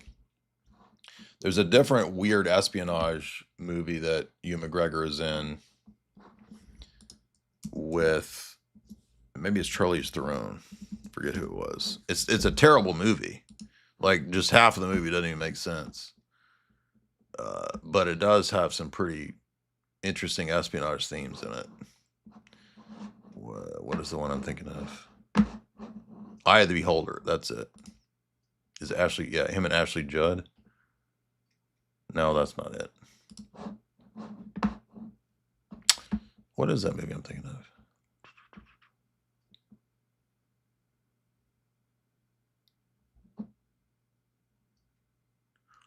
Is it Night Watch? No, that's not it. Rogue Trader is good. That's an overlooked Ewan McGregor movie that's really good. Maybe it is Life Less Ordinary that I'm thinking of. Anyway. Couldn't get through The Beach. I thought The Beach was pretty fun. It's also a nice 90s throwback. If you're in the mood for like a 90s on the edge of 2000, type of film. Rui Texera, $10. Jay, I watched the JCVD episode. Jay told a story about a kick that went wrong. Yeah, my first time I got in a fight, I thought, because I watched a bunch of Van Damme movies, it'd be fun to try to do a roundhouse. And I was actually, at the beginning, I was winning the fight. And then I got this stupid idea in 8th grade that I could do a roundhouse. And it missed. And then the dude punched me and knocked me out. It was funny. That was my first fight. Did you see Devil Conspiracy? The trailer was okay. This sounds familiar. Let me see.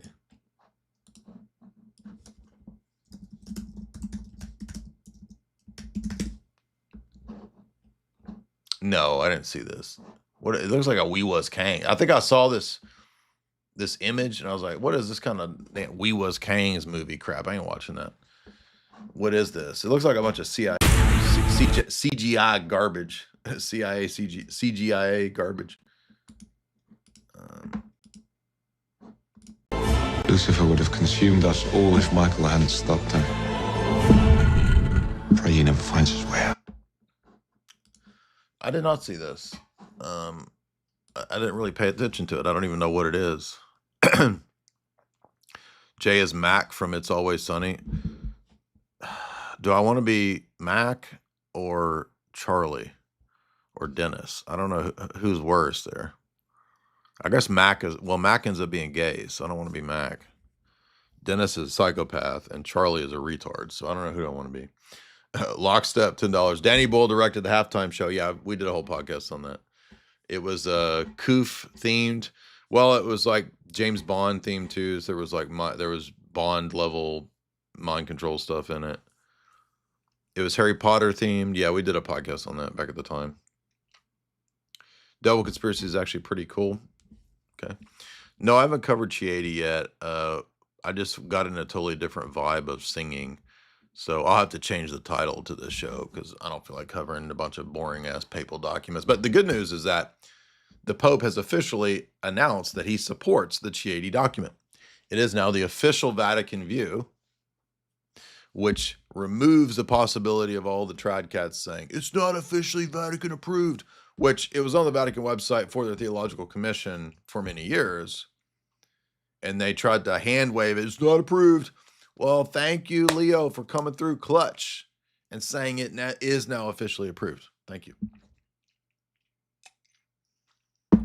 But I'm having more fun talking about movies than a bunch of stupid the gay pussy documents. I don't want to talk about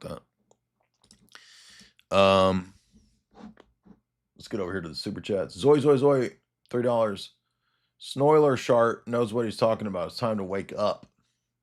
And Snoiler Shart said for $5, I want to let you know that I've read your books. This qualifies my opinion then on any esoteric analysis. That being said, you must absolutely watch Zootopia 1 and 2. The screenwriter is Jared Bush from a CIA family. Listen, I know the truth. Okay, you've convinced me. I will watch Zootopia 1 and 2. And, you know, it is sometimes those kid movies are pretty rife with weird mind control esoteric themes. There's a bunch of those. In fact, my first esoteric Hollywood book is all about weird esoteric kid movies, including things like Labyrinth. Remember Labyrinth? I saw my baby crying hard as babes could cry. What could I do? My baby's love had gone and left my baby blue. Nobody knew what kind of magic spell to use. Slime and snails, or puppy dog tails, thunder or lightning. And baby said, Balance. Jim. Sarah. I could do a Dark Bowie. Crystal. George Bowie, Lucas, bro. creator of the Star Wars saga. And one of the most innovative. But also Labyrinth is something that I've covered for so long that, I mean, this is 10 years ago. We did podcasts 10 years ago. Never Any Story, Labyrinth, Dark Crystal. You know, we got to update all these. This is 10 years ago, shit audio quality. We've got to update it to the new shit audio quality 10 years later. So that's perfect. Under the Silver Lake is another predictive programming conspiracy themed movie. We've covered it since it came out. Done it twice. Did a podcast with myself, Tristana. And then I think Jamie and I did it. I know I've done it twice. Look at that. 6 years ago. Look at this dude Candy. before he transitioned right here. Lil Tristana right there. Lil AIDS. And then we did I thought I covered this another time.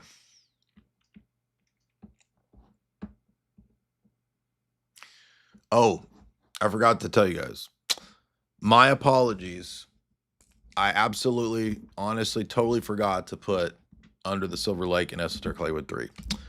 When I made my list of what I wanted to put in Esoteric Hollywood 3, it was on there in the section of it. My notes got all jumbled, and I just totally forgot to put it in there. I apologize. Lockstep says for $10. No, we did that. Excuse me. That's the Danny Boyle super chat. Me Too says for $6. Are you aware that a girl named Mustard Seed Hannah? I do. She followed me on TikTok. I don't know her, but I've seen her stuff on TikTok. She talked about Gamachia and also Monarch programming. I wonder if you could explain. Well, to be honest with you, I don't know that there is a direct connection between Gematria and Monarch programming. I do think there's probably a connection between Kabbalah and elements of Monarch programming and mind control and various themes. But I don't know. I really think Gematria is pretty much worthless and stupid. Outside of the one clear biblical reference to Gematria, which was just so that John could write about who Nero was, 666, in Scripture.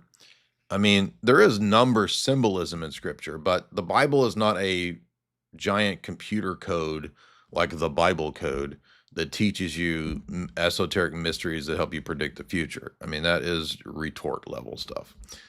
No. But I don't know Mustard Seed Hannah. I've just seen her TikTok. I think she did a TikTok about Esoteric Hollywood one time. So I think she promoted my book. So props to her for promoting it. Guys, if you would hit like and share, appreciate all the super chats. You guys have been pretty generous for just totally being ridiculous and clowning around.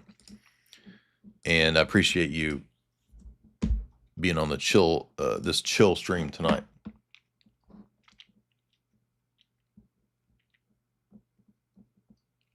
Tengu became a member. Jay, have you done The Thing? Yes. In fact, in Esoteric Hollywood 3, there is the Apocalypse trilogy of John Carpenter. So, the last time I did The Thing was 7 or 8 years ago, right here.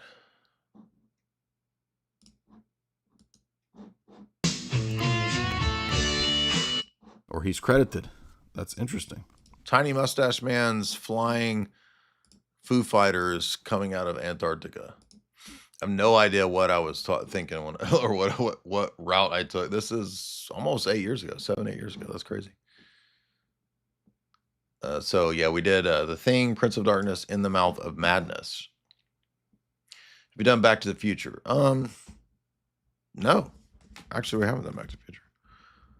I mean, I did put my analysis of Back to the Future in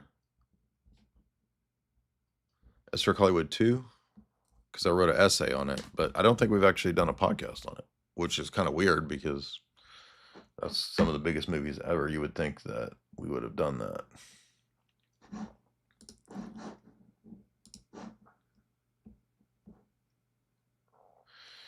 Lasagna, $5. The Invisible Fight is a great Orthodox film. Orthodox film. It has a Napoleon Dynamite vibe. What? An Orthodox film with a Napoleon Dynamite vibe? Invisible Fight. This is interesting. I've not heard of this.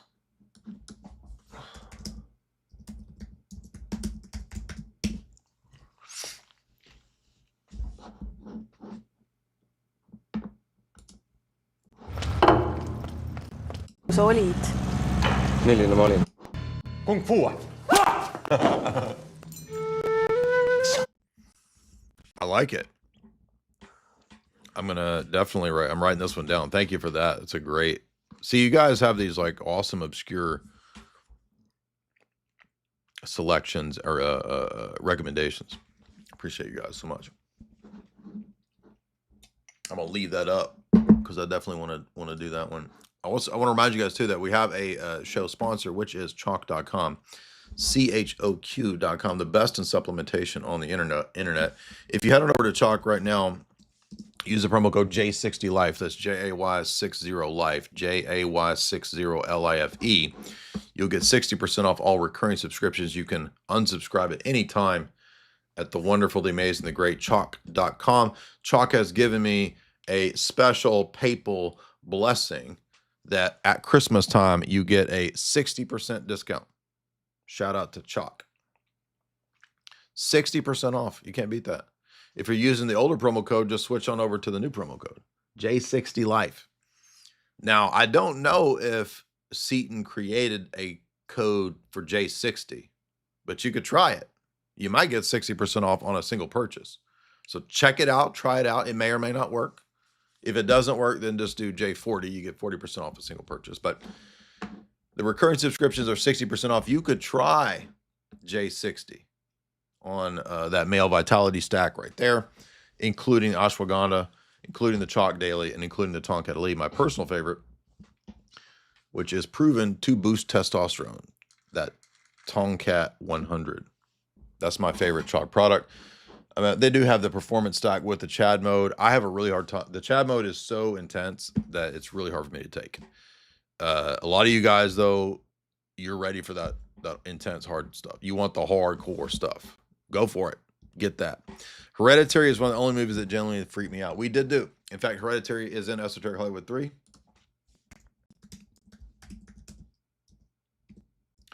And I think I have a couple podcasts on it, 1 or 2. Yeah, so Jamie and I did, there's 2. I did one here, or maybe that's both. We did Hereditary, Lost Boys, Halloween 3, Velvet Buzzsaw, and Starry Eyes. And then Jamie and I came back to it and did Bloodline cult films, Hereditary, Hellbender, and we revisited Society and more.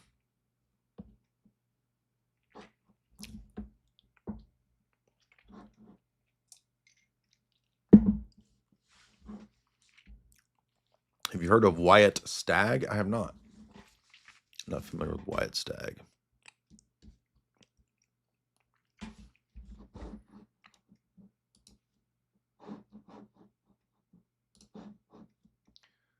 Kyle says for $10, what church fathers or documents do you recommend a layman read?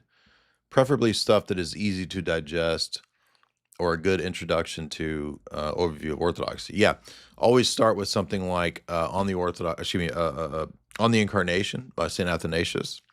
Then read Ad Gentes by St. Athanasius. Then read the 5 theological orations from St. Gregory of Nazianzus, which is a St. Vladimir Seminary Press book.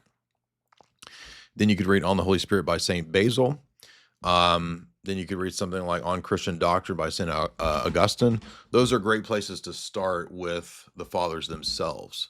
Then you could expand out to a little more difficult type texts like St. John Damascus's On the Orthodox Faith, which I have a whole series of lectures on the front of my YouTube page at the very bottom. Sasquatch Gang is a classic, one of my favorites. I definitely, anything wacky like that from Jared Hess. I think all of his movies are pretty funny.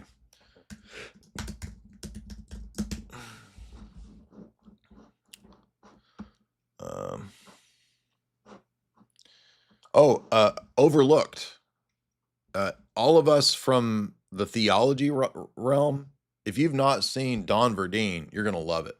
Don Verdeen is absolutely excellent when it comes to just weird comedy that you wouldn't expect to actually be funny. It's about an evangelical guy who tries to go to Israel to collect Bible relics or archaeological artifacts that prove the Bible. It's really funny. It's not blasphemous. It's genuinely a funny movie. The thing with Jared Hess, though, Jared Hess is Mormon, so he's not going to be totally blasphemous, even though he's in cult. But yeah, I definitely recommend Don Verdeen. Masterminds is great. I think he was he had some role in Sasquatch Gang. Maybe he just wrote it, but I've not seen Thelma and the Unicorn. It looks cringe, but actually, Minecraft movie, it wasn't that bad. I had to watch Minecraft movie to write the section for Sam Hyde show. So when Sam Hyde did his analysis of Minecraft movie, I was the writer on that, and it was better than I expected. And I remember watching it, and I was like, this almost seems like a Napoleon Dynamite movie. And then I realized that Jared Hess did the Minecraft movie. So, but again, if you like this style of comedy, Beverly Loughlin is great. And is that Taika Waititi? Forget who did that. No, Jim Hosking, who does these really weird kinds of things too. Like he did Greasy, like that was too weird. I wasn't enjoying that. But this one is actually funny. Greasy Strangler is gross, dude. Don Verdeen's funny. You'll like that. And listen, there's not many funny movies, so there it's a small choice selection that we have to draw from here. Did we do Predator? I don't think we did Predator. One of the earlier Sam Hyde episodes, I want to say it's episode 5 or 6 that's of the Sam Hyde Show. The F.R. David song is in Beverly Loveland. Oh, okay.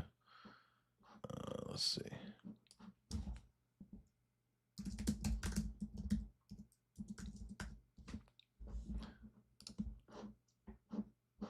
This is it. You've been waiting for this part. It's time for my review of the Minecraft movie. We know the memes, we know the jokes. Yeah, this is I wrote this part. This is from Sam Hyde Lost episode. An evil for yourself, the sterile God of your. I think he's reading. This is stuff I wrote. Side of Christ, the light of the world versus the satanic. While in the film, it's all relativized. Yes, this is part of my stuff here. So if you're interested, that was do Predator. Yeah, I mean we need to.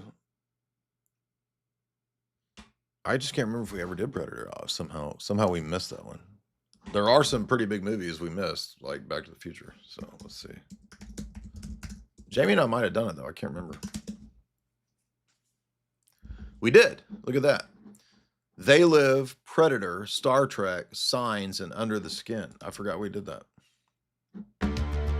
We've done so many movie podcasts, I can't even remember. This is crazy.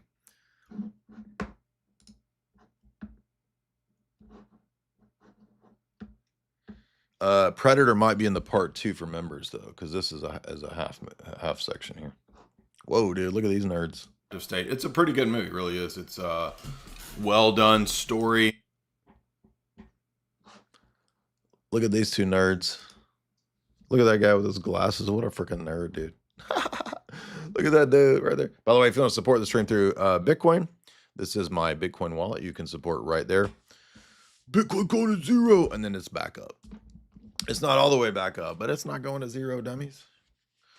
And if you would like to get started with Bitcoin, there is the referral link in the show description to Swan Bitcoin. You can use my referral code there for Swan. Swan is a Bitcoin-only company. They do now allow you to sell for cash. They didn't used to have that option. Did I not put the link in here? No, here it is. Now is the time, by the way, if you're so inclined to get into Bitcoin when it's not at 150. So you dum-dums don't get it. You poors, you buy when it goes down, dude.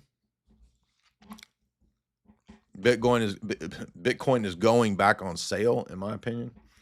I mean, we might get more of a dip. I'm just going to buy more when it dips. People were freaking out. Dude, all I did was buy this whole dip since it went back under 100. I'm over here like, please stay under 100.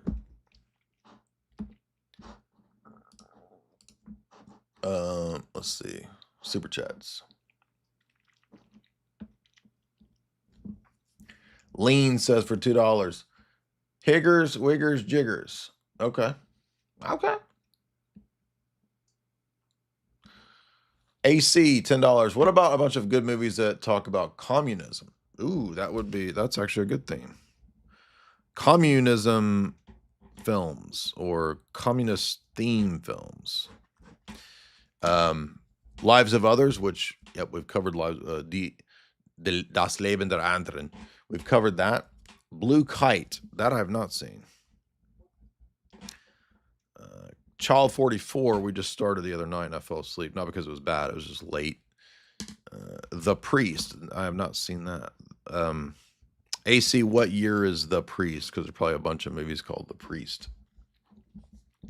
There are tons of movies about Tiny Mustache Man, but not many commie films. Exactly, because Hollywood has been dominated by commies and Marxists. So you're right, though, that, well, I'll tell you a good TV series that has a lot to do with communism is Babylon Berlin, which we did a whole breakdown of Babylon Berlin. I think is there a new season, or it was great for 3 seasons, and it started getting skittles, and it was just like, oh my gosh, dude. I mean, if we can get 1 to 2, 3 maybe seasons out of a show that's not just all just rainbow, dude, I'm like, but I expect by the time it gets into season 3, 4, 5, it's here comes all the gay characters all of a sudden. Have you covered the German film Die Welle? I have not.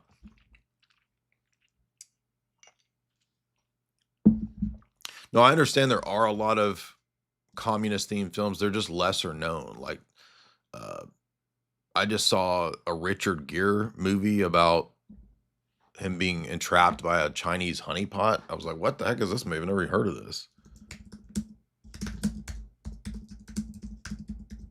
And I'm sure that was some sort of interesting Red Corner, some sort of odd 1997, propaganda, CIA propaganda movie. Not that the Chinese don't do espionage. Of course they do. They use honey traps all the time. I just didn't even know this movie existed. Right? You've got erotic thriller master over here, Richard Gere, Richard Goon, Dick Gere over here as the king with Michael Douglas of erotic thrillers from the 1980s and 90s. I think he's a diplomat or somebody entrapped by a Chinese honeypot, entrapped by honeypot. You're a director have a sex by honeypot. No, excuse me. He's an American attorney doing business in China, and he gets wrongfully on trial for I thought it was an espionage movie. Maybe it's just a one of those wrongfully imprisoned type movies. And he relies on a female defense attorney. Oh, Slay Queen. Shrey Queen. Speaking of, you know what was almost a really good movie that had a stupid ending? Remember Broke Down Palace? Jamie and I rewatched this. This is a 90s classic with Claire Danes and Kate Beckinsale, where they end up wrongfully stuck in a Thailand prison. The movie is so good all the way up until the 3rd act, and then it's like, oh man. I mean, it's still worth watching if you're looking for one of those I'm stuck in a foreign country and everything's going to shit. But a better version of that plot is No Escape, which another movie I didn't know existed with, Owen Wilson and Pierce Brosnan. This was really good. 2015, Owen Wilson goes over there as part of some corporate move to work as an engineer in Thailand, and he arrives right in the middle of a revolution, a political revolution, and he later finds out that they target him because the locals all resent this megacorp that's moving in. It also has an espionage angle because he found out that he had to work with the British intelligence. Pierce Brosnan.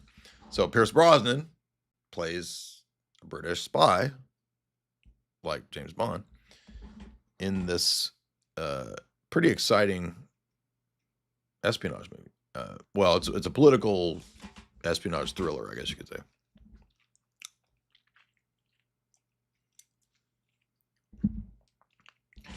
Serendipity, that's interesting. 4 rom-coms, it's not that bad. I mean, if you like John Cusack films. Shell, by the way, was not good.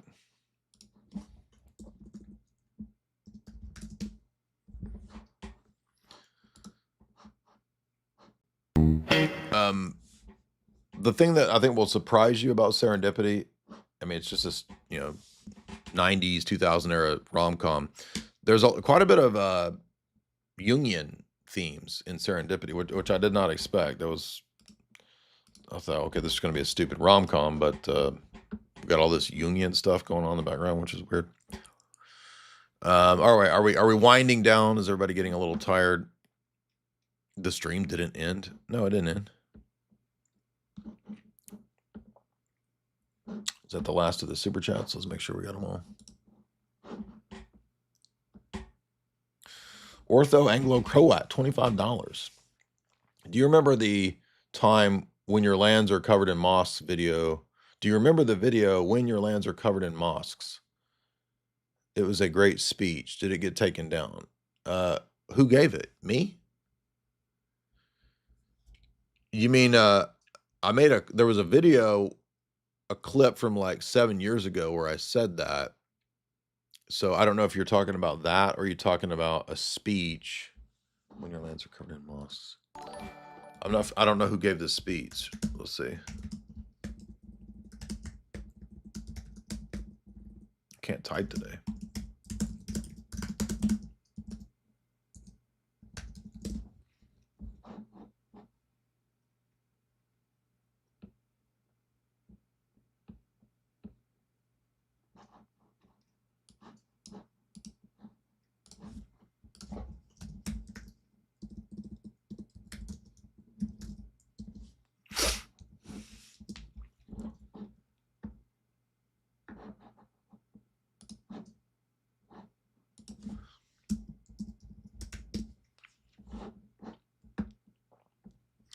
I don't know, I can't find a speech called "When Your Lands Are Covered in Mosques." No, let's try X. Maybe.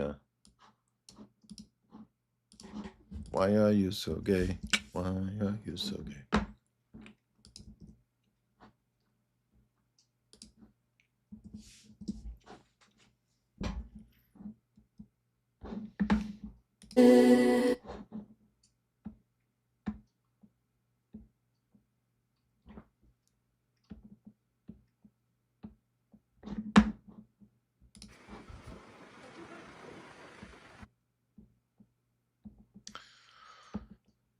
Yeah, I can't find anything about that. Like, I don't know. Give me some more deets on it if you got more deets. In the fifth, $10. I cannot say that I'm a Christian, but your debates have been very helpful in my exploration.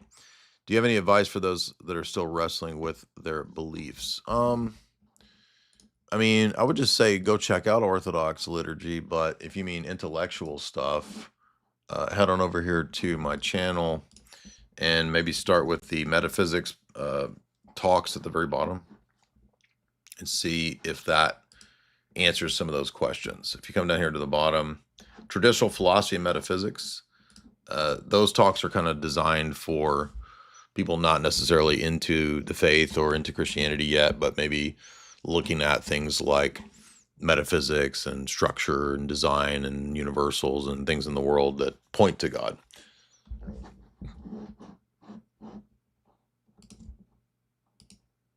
All right, thank you guys. Hopefully we had fun tonight. You guys are very generous. We had some banger songs at the beginning. We didn't get into esoteric papalism, but we talk about that all the time. It gets so boring to talk about the papacy every day.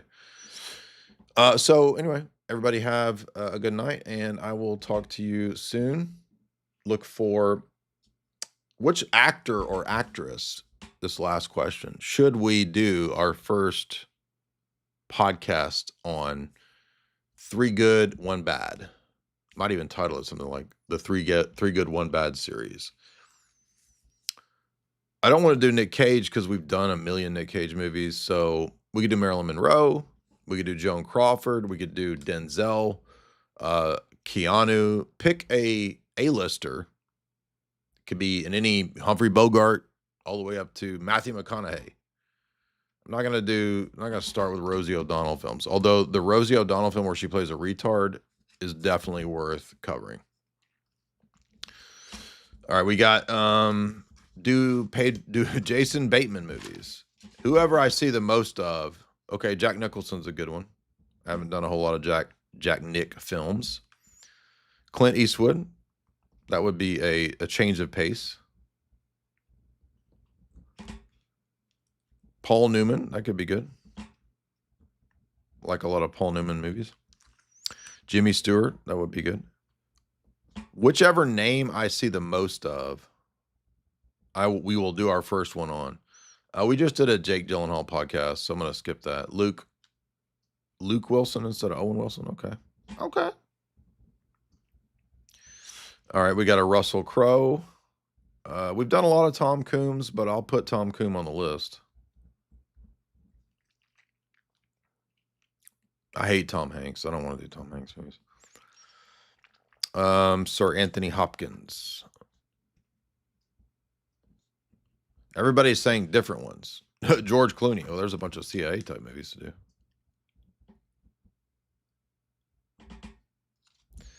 All right, I'm seeing a lot of Russell Crowes. We might have to do a Russell Crowe. You can choose ladies too. Don't forget Marilyn Monroe and Grace Kelly. Don't forget all the silver screen classics. John Wayne. I've not actually watched. I've only seen like one John Wayne movie ever, honestly. And the reason for that is that I'm not a huge fan of Westerns. We could do a podcast on Westerns, though. That would actually be fun. Could do like the newer Westerns like Tombstone and Wyatt Earp. Everybody loves Tombstone. Do Rita Hayworth, Leo Caprio. Okay, everybody's doing different people. So whoever I see, whatever name I see the most popping up, Tom Coombs. All right, we got a lot of Tom Cruise and Christopher Lees. A lot of Christopher Lees. What's all the Christopher Lee? All right, we get some Mels. I'm a big Mel Gibson fan, so absolutely, we love Mel over here. Mel is the GOAT. A lot of Christopher. I don't know we had so many Christopher Lee fans. Count Dooku. I'm seeing a lot of Mels and a lot of Christopher Lees. It's going to be a close one. Do the Jay Dyer show. We should do a podcast on Hollywood Dakota. The problem is, I don't own the rights. I don't have the episodes, so I can't really play them. Almost looks like it's going to be a tie between Vince Vaughn's great. Love Vince Vaughn. Javier Bardem would be a good one, but I don't see a lot of Javiers. I've seen a couple. It's going to be Mel Gibson or Christopher Lee, of all people, winning out. I like Charlton Heston. We did a Ben Affleck podcast. Not going to do that one right away because we just did Baffleck. We did a Baffleck podcast. And it didn't get a lot of views because it had a stupid copyright ding in it.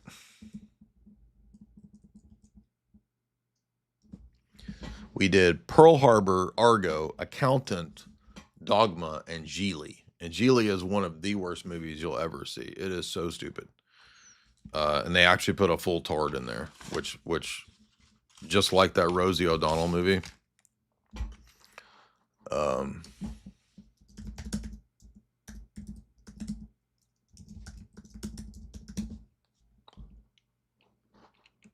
Yes, there is a movie with Rosie O'Donnell about her playing a retort. You can't make this up.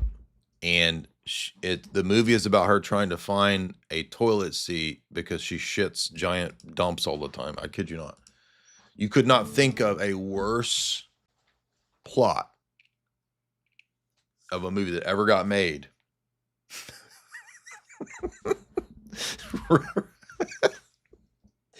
Dude, you don't even have to, there's no jokes necessary for this. Just watch the clip of Rosie O'Donnell as a retort on a bench, sobbing and eating a donut.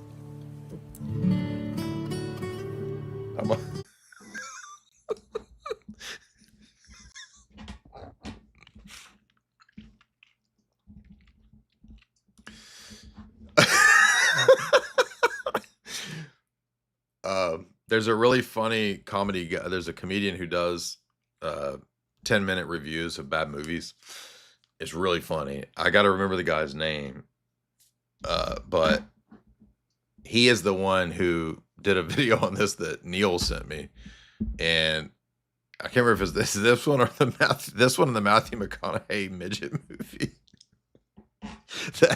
I was crying. I was laughing so hard. I mean, but you'll cry you'll cry laughing just from the movie itself. You don't even need the comedian. Although he's funny, he's really funny. But why is she staring at the moon? she's staring up at the moon, crying.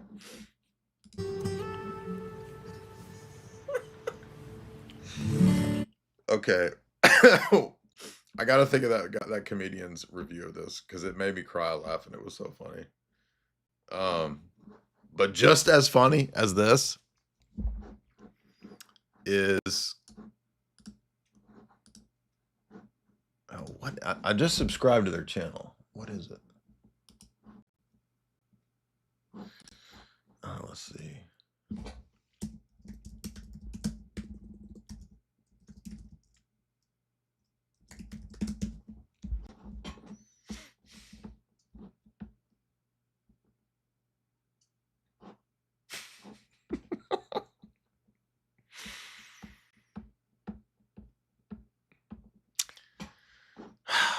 Okay, there is also equally as funny the most insane idea for a movie that you would ever pose that got made, and it's the Matthew McConaughey midget movie.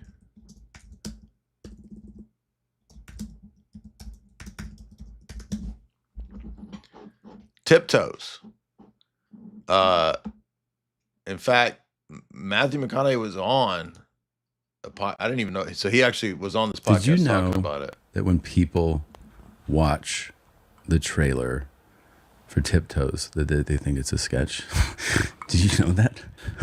That no one thinks it's real? They think it's a what? It's an SNL sketch. Did you know that? I did not know that. I've shown that to so many people, and they're like, "When the fuck did SNL do this?" I'm like, "No, this is real, dude." Like, did you know? It wasn't quite real, but it was real. This is the most insane thing that you will see together with the Rosie O'Donnell Retired movie is Tiptoes. Let's see if we can get away with some of the trailer here. Okay, I don't even know how to explain the movie. I shouldn't even explain it. It's just crazy. Gary Oldman apparently wanted to play a small person. And yeah. Carol and Steven's life together was perfect. I've got to get going. Right this second. Hey, baby. Hey, sweetie. I love you. There's one small problem. Hi, I'm Ralph. I'm his brother. We're twins. Are your parents, Yeah. It can tear them apart.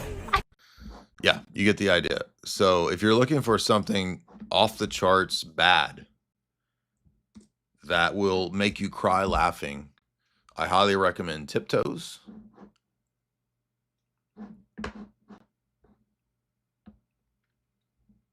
Yeah, it's insane. Maybe Neil can, let's see if Neil's watching, he'll text me the name of the comedians. You got to watch the comedians that do the freaking, I can't remember the name of his channel.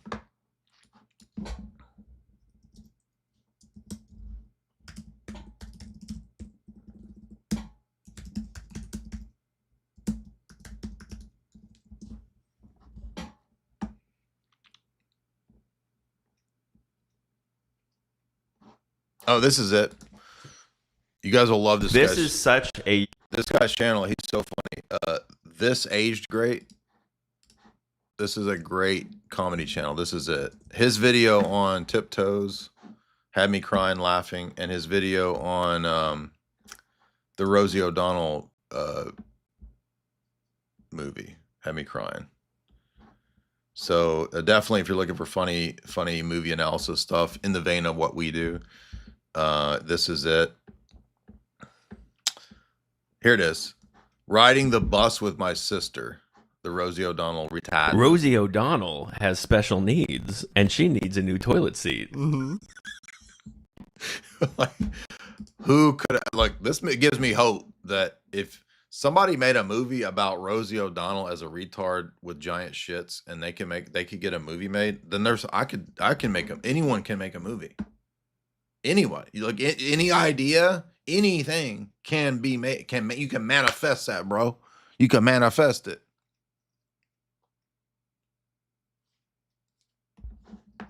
So, if we do like Matthew McConaughey's 3 best and 1 worst, it would be Tiptoes. That will be fun. I'm not gonna watch. This would be the only Rosie O'Donnell movie I would ever watch. Would be that one. This Age Greats video on Barbarella is also hysterical. Okay, I'll have to check that one out. In fact, I'm gonna subscribe to this guy because he's really funny. But even Matthew McConaughey is cracking up on Tiptoes, dude. It was insane. The first time you see it, you're like, what the fuck is happening? Exactly. Like, have you seen the trailer? I have not seen it. Just play it for like 10 seconds for Bert. Why is Bert Kreischer laughing so hard if he's never seen it? Right. Like, if you don't even know what it is, like, you wouldn't. Okay, but I mean, when you see it, you're gonna be laughing. Here, put the hands on. This is one of the craziest things that I've ever seen, and I've enjoyed it so much. Yeah, that was perfect. Right? You're like.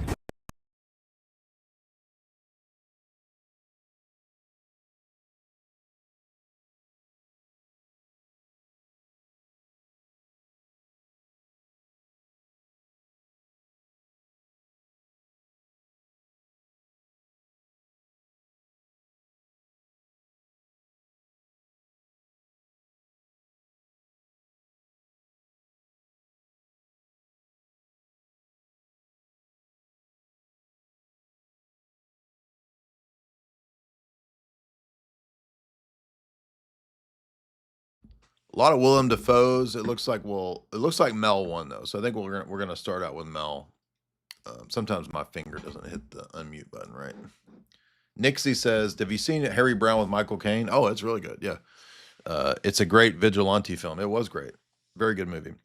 Brad the Root, $5. Are there any Christian films in Hollywood that rival esoteric ones?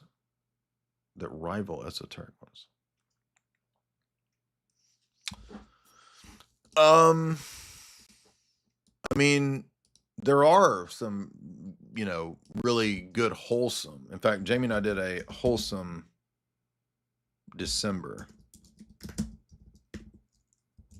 and we talked about Christian films like Rublev. Rublev is esoteric and a lot of symbolism, and it's a Christian themed film. What do we put in here?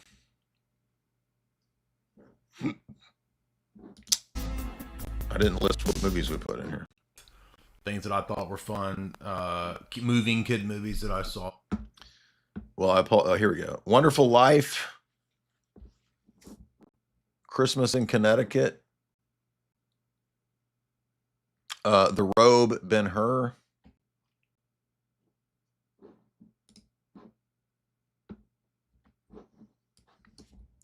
There is the Orthodox movie, The Island. A lot of people like that one. If you've never seen this is a good Orthodox movie.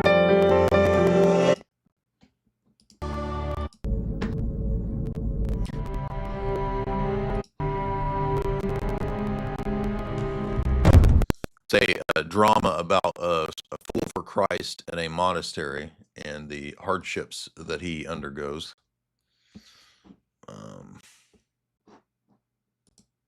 But yeah, good question about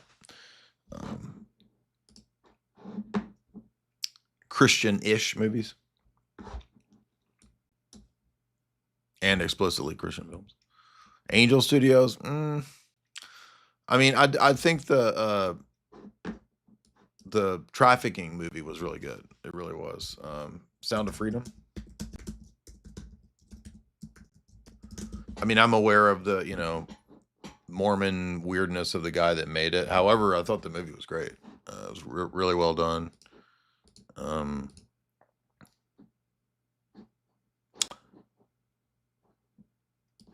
Our friend Yvonne, he wrote a film that has Christianish themes with the Kevin Sorbo movie that we went and did his film festival and got to hang out with them. Vampire Project. It's an independent film, but it's good. That's not it. Yeah, this was good, and it has a specifically, basically Christian theme. Everything going in Mississippi. Feel happy you moved out of LA? Couldn't be happier. I received a call yesterday. It's a good indie film.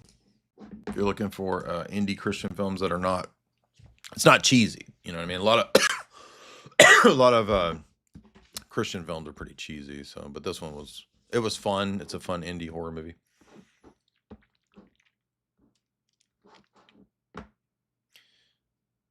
Brad, I don't know what you mean, Steve McQueen.